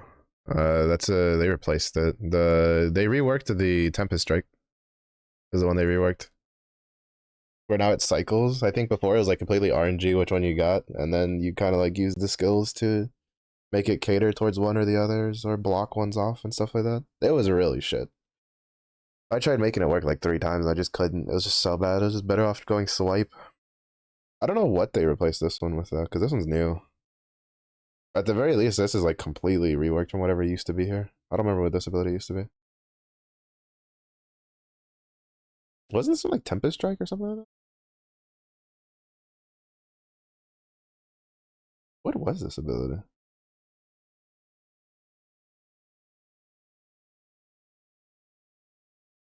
Scroll build looks so fun. I'd heard who was it? Who was talking about it? Was it Darth? I remember someone mentioning it, and I was like, oh, I need to put that on my list. Mostly because like I'm just like murder things with squirrels. Yes. But there's that one and there's the B build. The B build also is one I want to try out. Be a bee mancer. Bzz, bzz, motherfucker. Holy shit. What's good, man?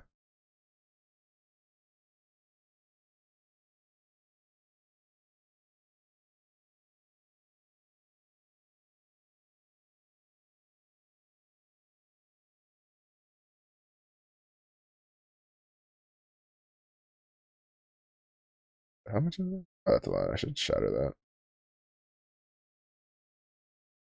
+1 to some. Oh, it's only lightning resistance. I don't care though.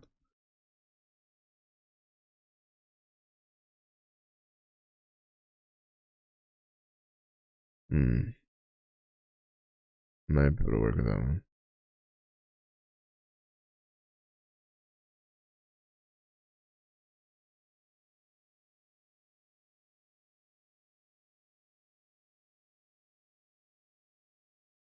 Do I have enough shatters for all that? I do have 6.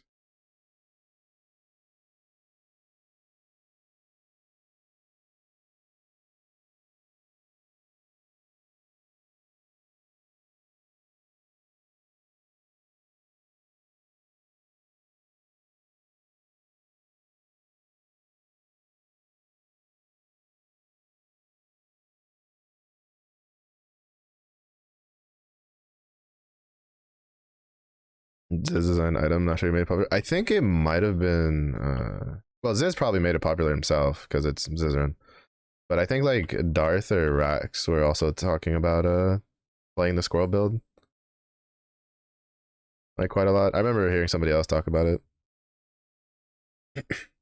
But I mean, Ziz is like a Ziz designed item by itself will single handedly make it like really popular because he has a really big following in ARPG stuff. It's so interesting to see because I remember watching like Zizern's videos when I first started playing PoE again a couple years ago, and then to see him be like such a big thing with it, it's so cool. Man has put in the work.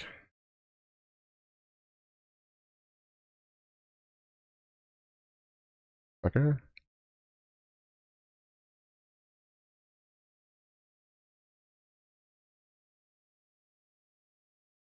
Sometimes when I try to like cast the crow storm crow thing, it doesn't actually cast.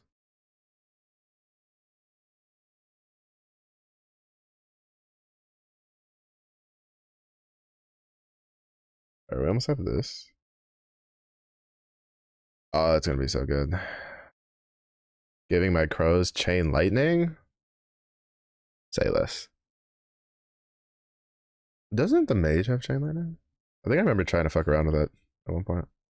Or at least making it. Oh yeah, I remember. I chained it and I think I converted it to like ice or something. And that didn't look as cool. Wait, did they get rid of the like two-legged axe throwing dudes? I doubt it. Those guys sucked. Those guys were definitely ones that made you go, oh shit, my armor and physical resistance is way too low.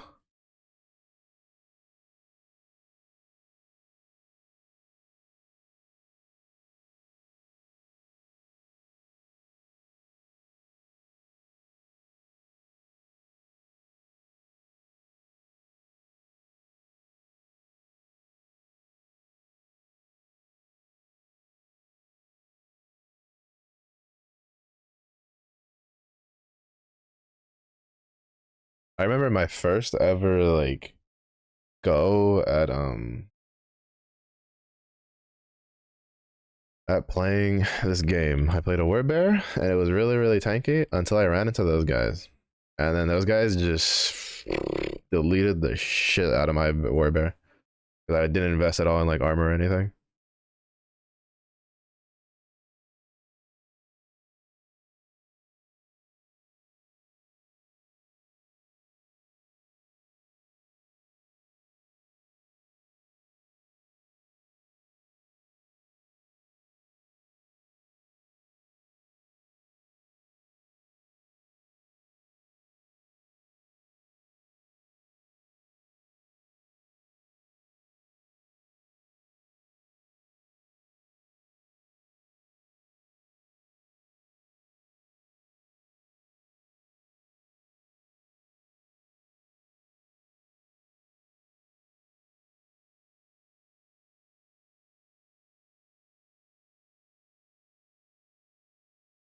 Oh, almost. I didn't like the angle I was. I didn't register that there was a gold line there.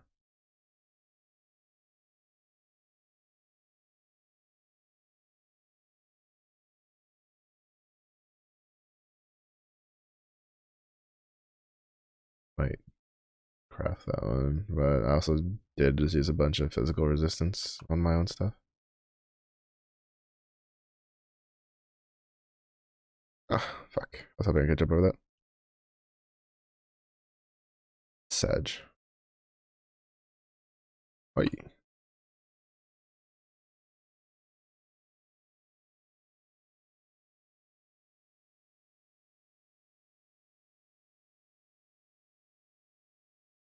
I won't lie, the biggest reason I left it as lightning is because the ice version just didn't look as cool.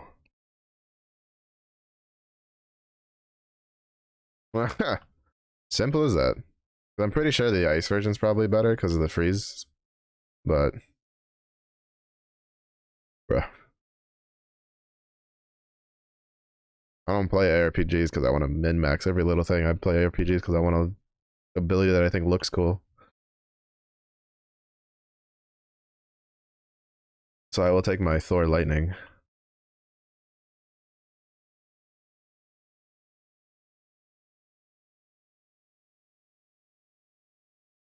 I'm curious what it would look like for the physical conversion one. I imagine it just makes a rock come out of the ground and just stab things or something. That'd be pretty cool.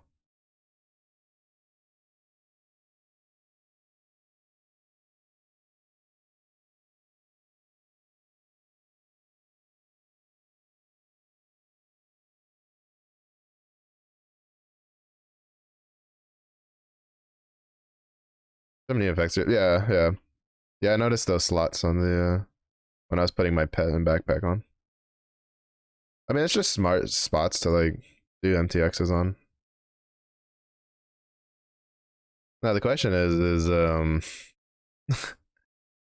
how long until we get? Well, I don't know if like last deep. I haven't seen any builds that have the issues that like what you call it POE does, where certain builds literally can get your character killed because you can't see anything on the screen, and then you get an MTX that then all of a sudden magically lets you see everything. Looking at you, Spark.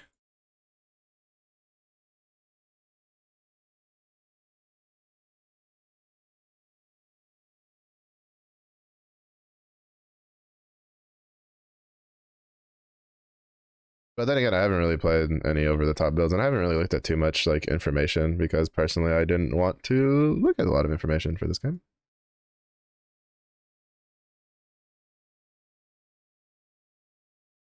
But I do technically have 350 coins to burn.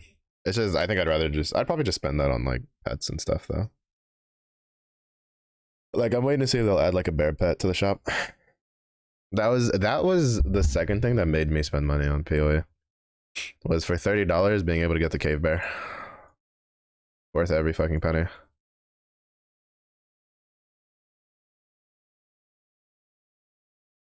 There's just a zombie stuck over here. Don't worry, buddy, I'll help you.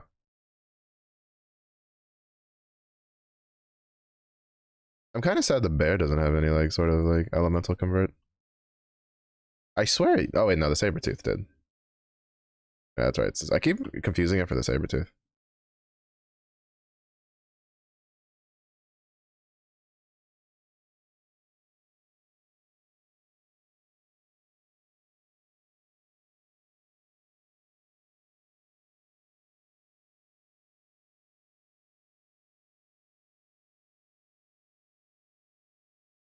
MTX is expensive in last epoch. It's comparable to the prices of PoE. PoE is the same. It's like $10 for a effect. They just matched competitor pricing. Like PoE, it's like $30 for a lot of their full MTXs.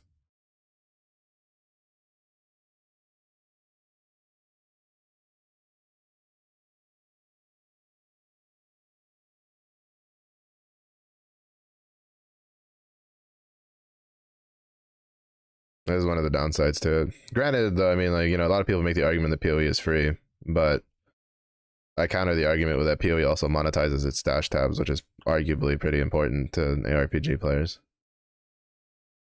So, you know. And when you think about like how much like you could spend to get like a decent amount of stash tabs, it comes out to about the same price as just buying the basic package for Last Epoch. I just don't know if you get the 350 if you pay for it now, because like mine's like the early access, so I don't know how much it is.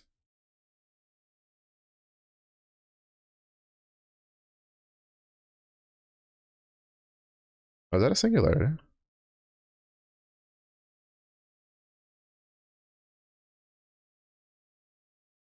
It is. Cool. Can't use it for another couple levels though. Investing some money into yeah, for sure. Like I wanted to like try to go like just not spend money on it for so long, but then like I watched a Zizarin video where he's just like, look, PoE isn't actually free to play. It's a free trial that you then have to pay money because you need the stash tabs. Like it is literally unplayable if you get into endgame and you don't have like maps and currency stash tabs at the bare minimum. I think that's like what 15-20 bucks or some shit to get two of those. Like one of each. Like and then you have fucking Diablo over here. It's just like we can't give you more than like 6 of these puckers. You're welcome. It's like what? Oh, this is such an issue. But yeah, I don't know. It's like it's got like obviously has stuff to improve on. No, I'm not gonna be like blindly like, oh, it's the best thing ever. It's not. It's got plenty of stuff to improve on. But I'd say they have a pretty decent base, and it seems that like they're pretty receptive to the community feedbacks and stuff for gameplay because a lot of the changes they've done over the years has been from directly from feedback.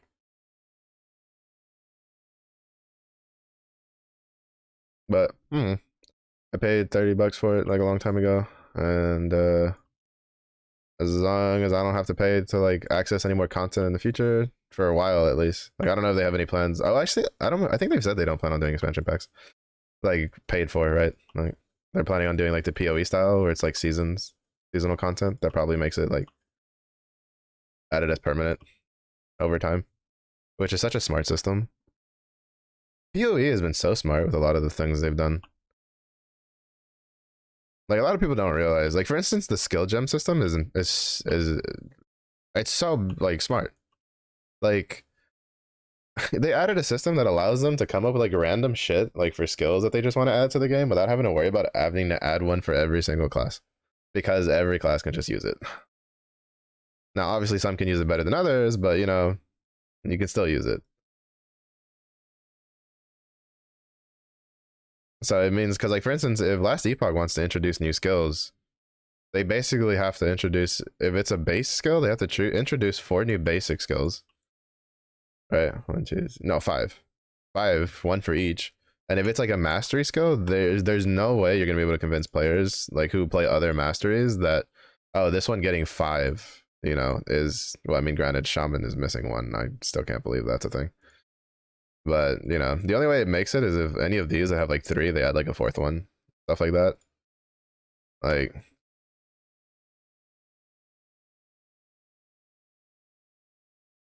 but it like kind of pigeonholes you into things. Granted, you know, there's merits to both systems. Like, I don't really think one's better than the other. I think it just depends on the type of game you want. And then the fact that like they use their leagues as like testing for mechanics to add to the game is genius. Like honestly, just genius. Like you spent all this time developing this feature, and then for what? Just to like toss it out the window and never use it again? No, we look at it. If it's good and the players like it, and we can figure out a way to like incorporate it, then it's a new feature we add to the game. Like it's such an intelligent like design loop that they do.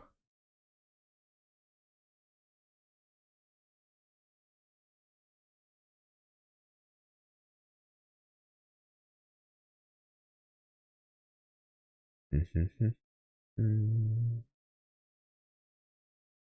think I just want to leave it at like 10% and then just put 3 in here. So then 1 point here and 4 points here. Obviously, the best was too complex for new players. Yeah. Yeah, but I mean, that was also like who they were gearing it towards. At least PoE 1. I don't know how PoE 2 is going to pan out with all the stuff they're taking out and adding. But PoE 1 was definitely like geared, like it was from this very core concept was aimed at like the Diablo 2 players who loved like min maxing and, you know, doing all the little gear things and stuff like that. Like PoE honestly has been carried by its content creators. Like the people who take the time to make the guides to like teach people stuff like that, like Zizaran, Steel Mage, fuck, I watched one of his videos recently. Ziggy D, like people like that, that they just like break down, and then everybody who makes like the build guides and stuff like that. That all of that has single handedly carried PoE. Because without that, like people just wouldn't play PoE. Like you would not have an influx of new players.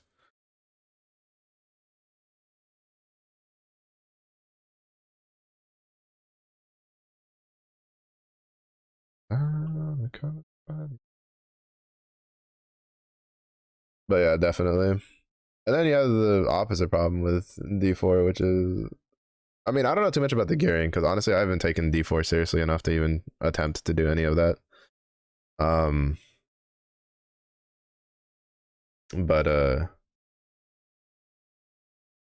at least for like the skill tree is so dumbed down.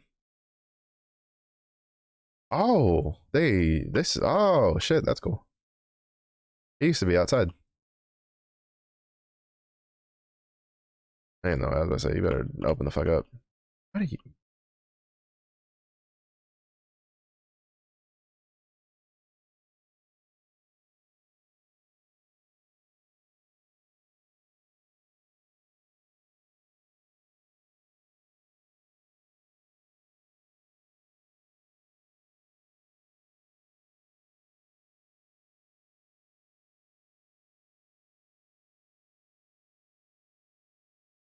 Stormcrow's like almost dead.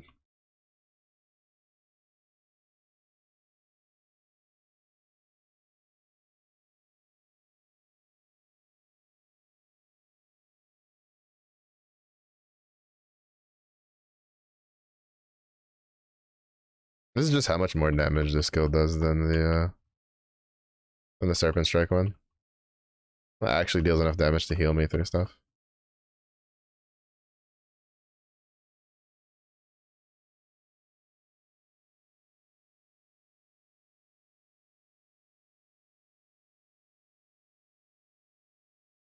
Granted, I think they nerfed his poison damage quite a bit.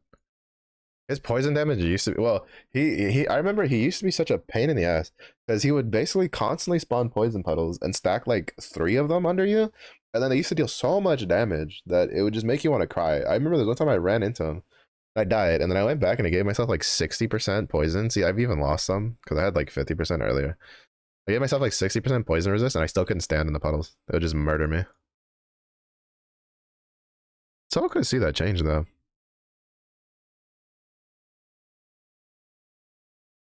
Because before he was like you had this like big graveyard thing you ran through, and then you had to clear out the fucking, the things that pretend like they're dead, and then they get up and then they spit blood at you and stuff like that. And then he would summon little worm things, which was really weird considering he was supposed to be like a spy master, and he wouldn't summon like assassins or anything like that.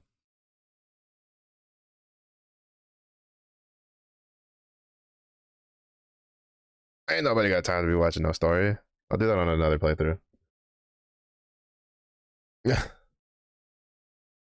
that's a different Mellows playthrough's problem.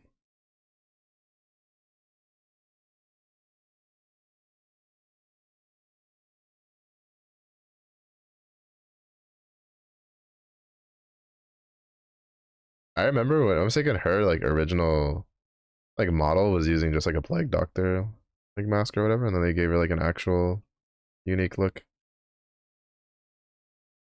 Oh, these guys got an upgrade visually.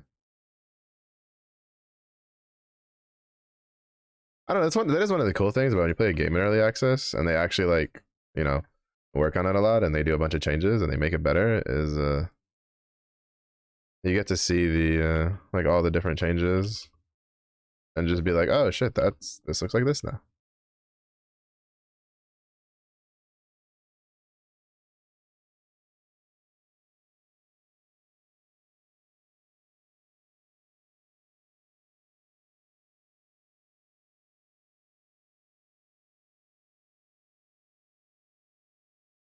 I mean, you got to do what you got to do. You got to do what you got to do. Oh, my leap like work. I like slow mo leaped in place.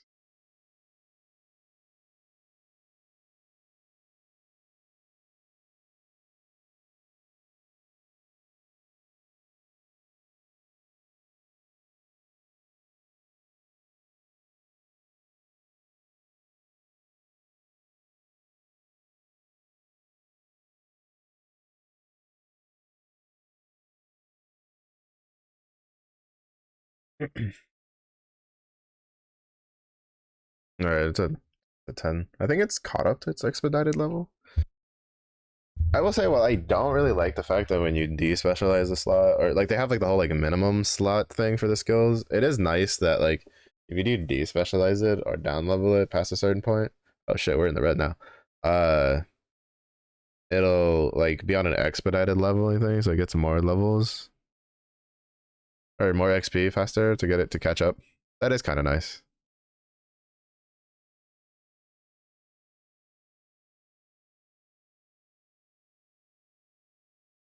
But I still just would wish that it would be like us. Like I would rather us have it to like it'd be us leveling up the specialization slot. And it just has however many points it has, and it'd be slower than like the current system. But that's more just like a personal gripe more than anything. I still like the fact that the skills have their own skill trees.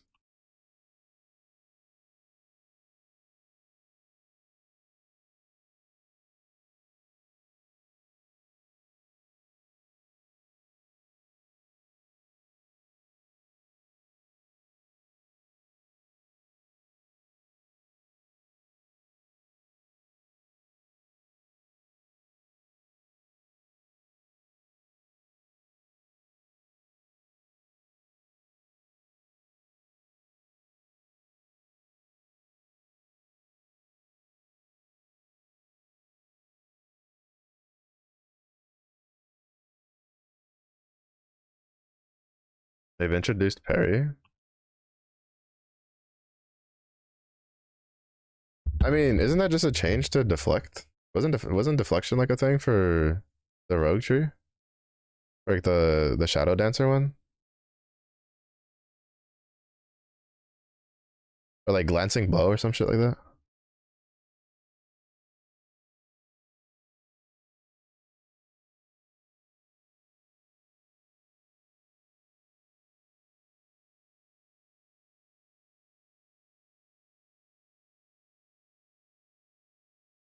Nice dodge, but it counts as hit. Huh, interesting.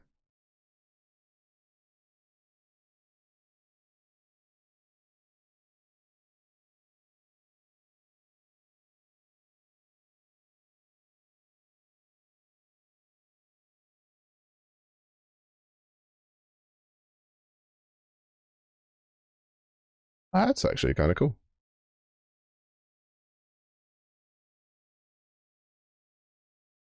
Oh,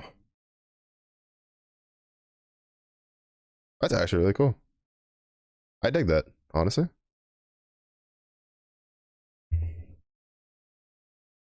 See, I like when games do things like that.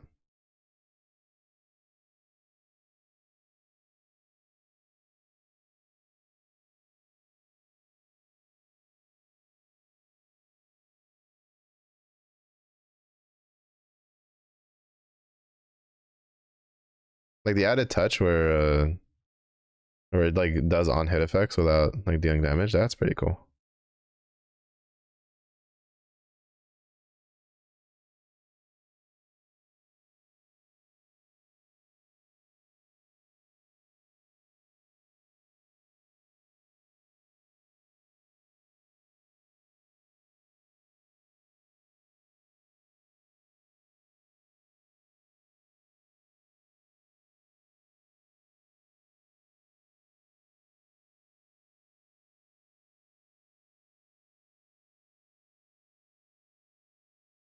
I'm not gonna lie.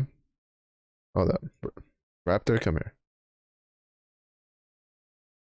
All right, so I wasn't tripping. He does not actually get bigger.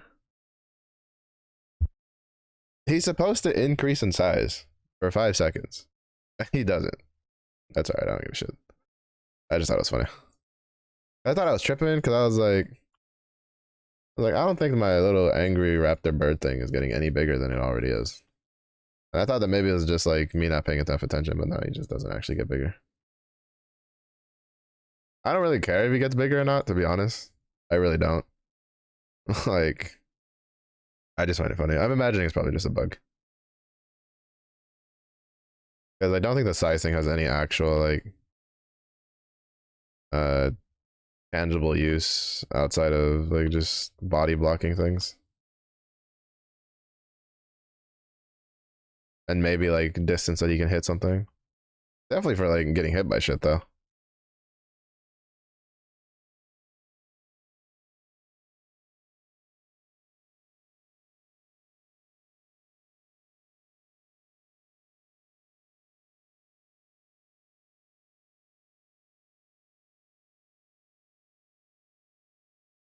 It's just, yeah, no, it's just way better. I think even if I'd gotten that spear upgrade like sooner, I don't think I would have like stuck with it.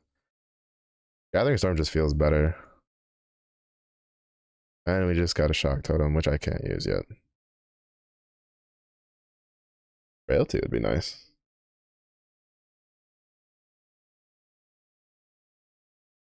Wait, what level am I? Oh, I still have 3 levels where I can use the Singularity. Sedge, we're crying.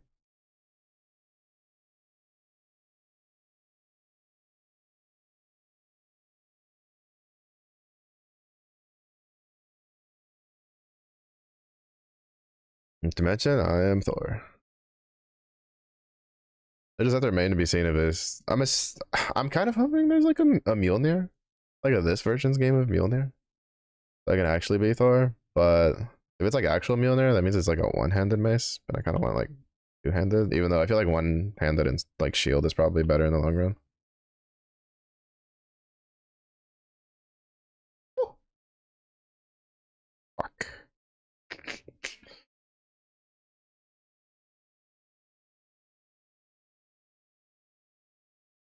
All right, I got a bunch of them back.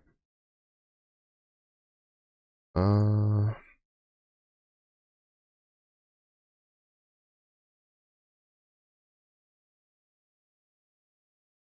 I saw that coming. I saw that coming. Fuck. I want to use another one because I just need one of these gone. No, because then I lose a fuck ton of forging potential. Fuck. Oh, that defeated the whole purpose, and now I have a shitty belt. I should have removed before doing that. Uh, oh, I can just craft on this then instead. Actually,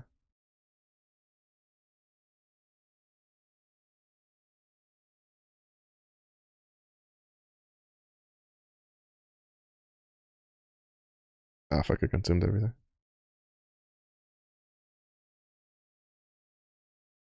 Because I wanted to give it like a bunch of lightning damage, but whatever, that'll do for now. I'll just wait to get another physical resistant one. Some lightning damage bonus is better than none.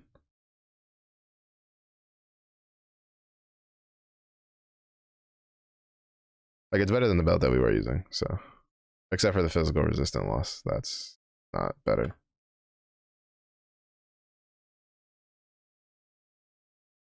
Where was I? Of course, I rudely interrupted. All right, I want to max that out, and then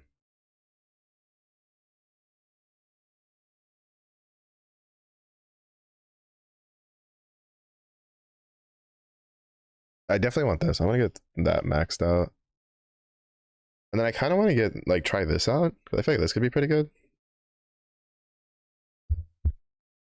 It's just like I'm hoping that like what I'm assuming what's happens is that like even if you like I'm hoping this treats it as like when you expend it, it just refreshes, and then it still procs this. That's how I imagine this should work. This like loop right here.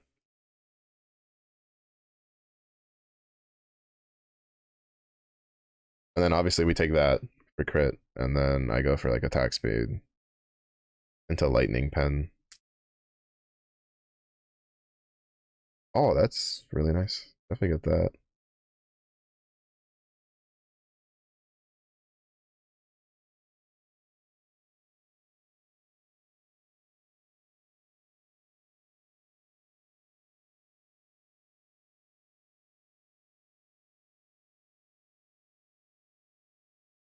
Yeah.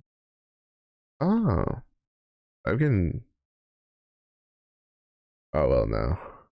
I was gonna say I could like use this to counteract that, but you can't. You always like consume one mana, and even then it like makes it so that it's you're stuck at like 5 stacks, and I'd rather just be able to get as many stacks as I can.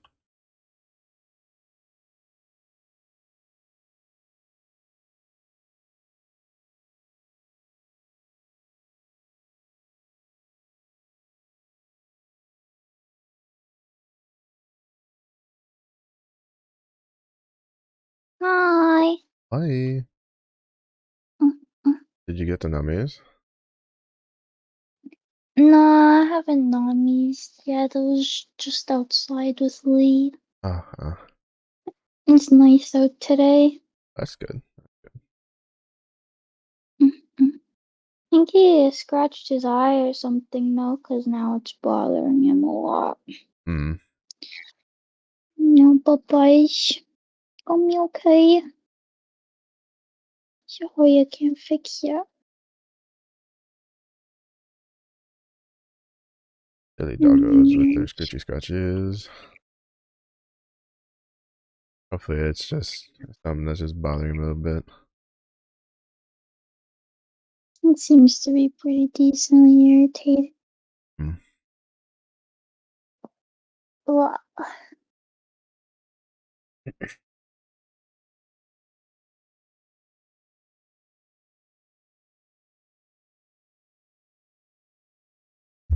Mm, almost a decent stopping point. Actually, yeah, there we go. Gotta wrap up the day stream here then.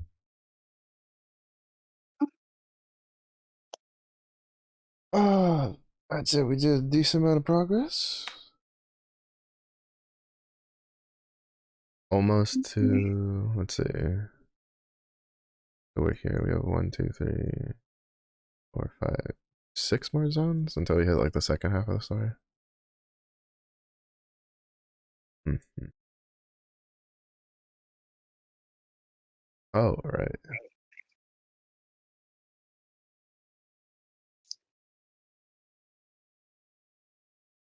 I'll do that later. Can I make it to... Let me in here. Oh, we wait for that. I'm gonna see who to raid. I have a feeling that it's not gonna let me there just because main hub where everybody gets like funneled into.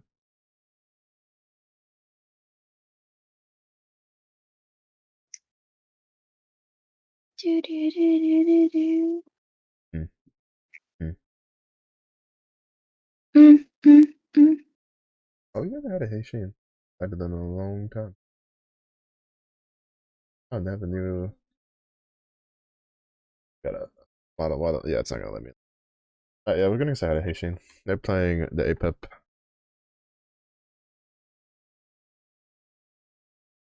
I'm gonna go say hello. So thank you everybody for watching. I do appreciate it. It was early in the day for you. Hope you have a good day. It was late in the day for you as well. If you're playing last epoch, hopefully you can get into the servers. But stay safe, stay hydrated. Do see you all again in the next one. Bye bye. Boing, boop.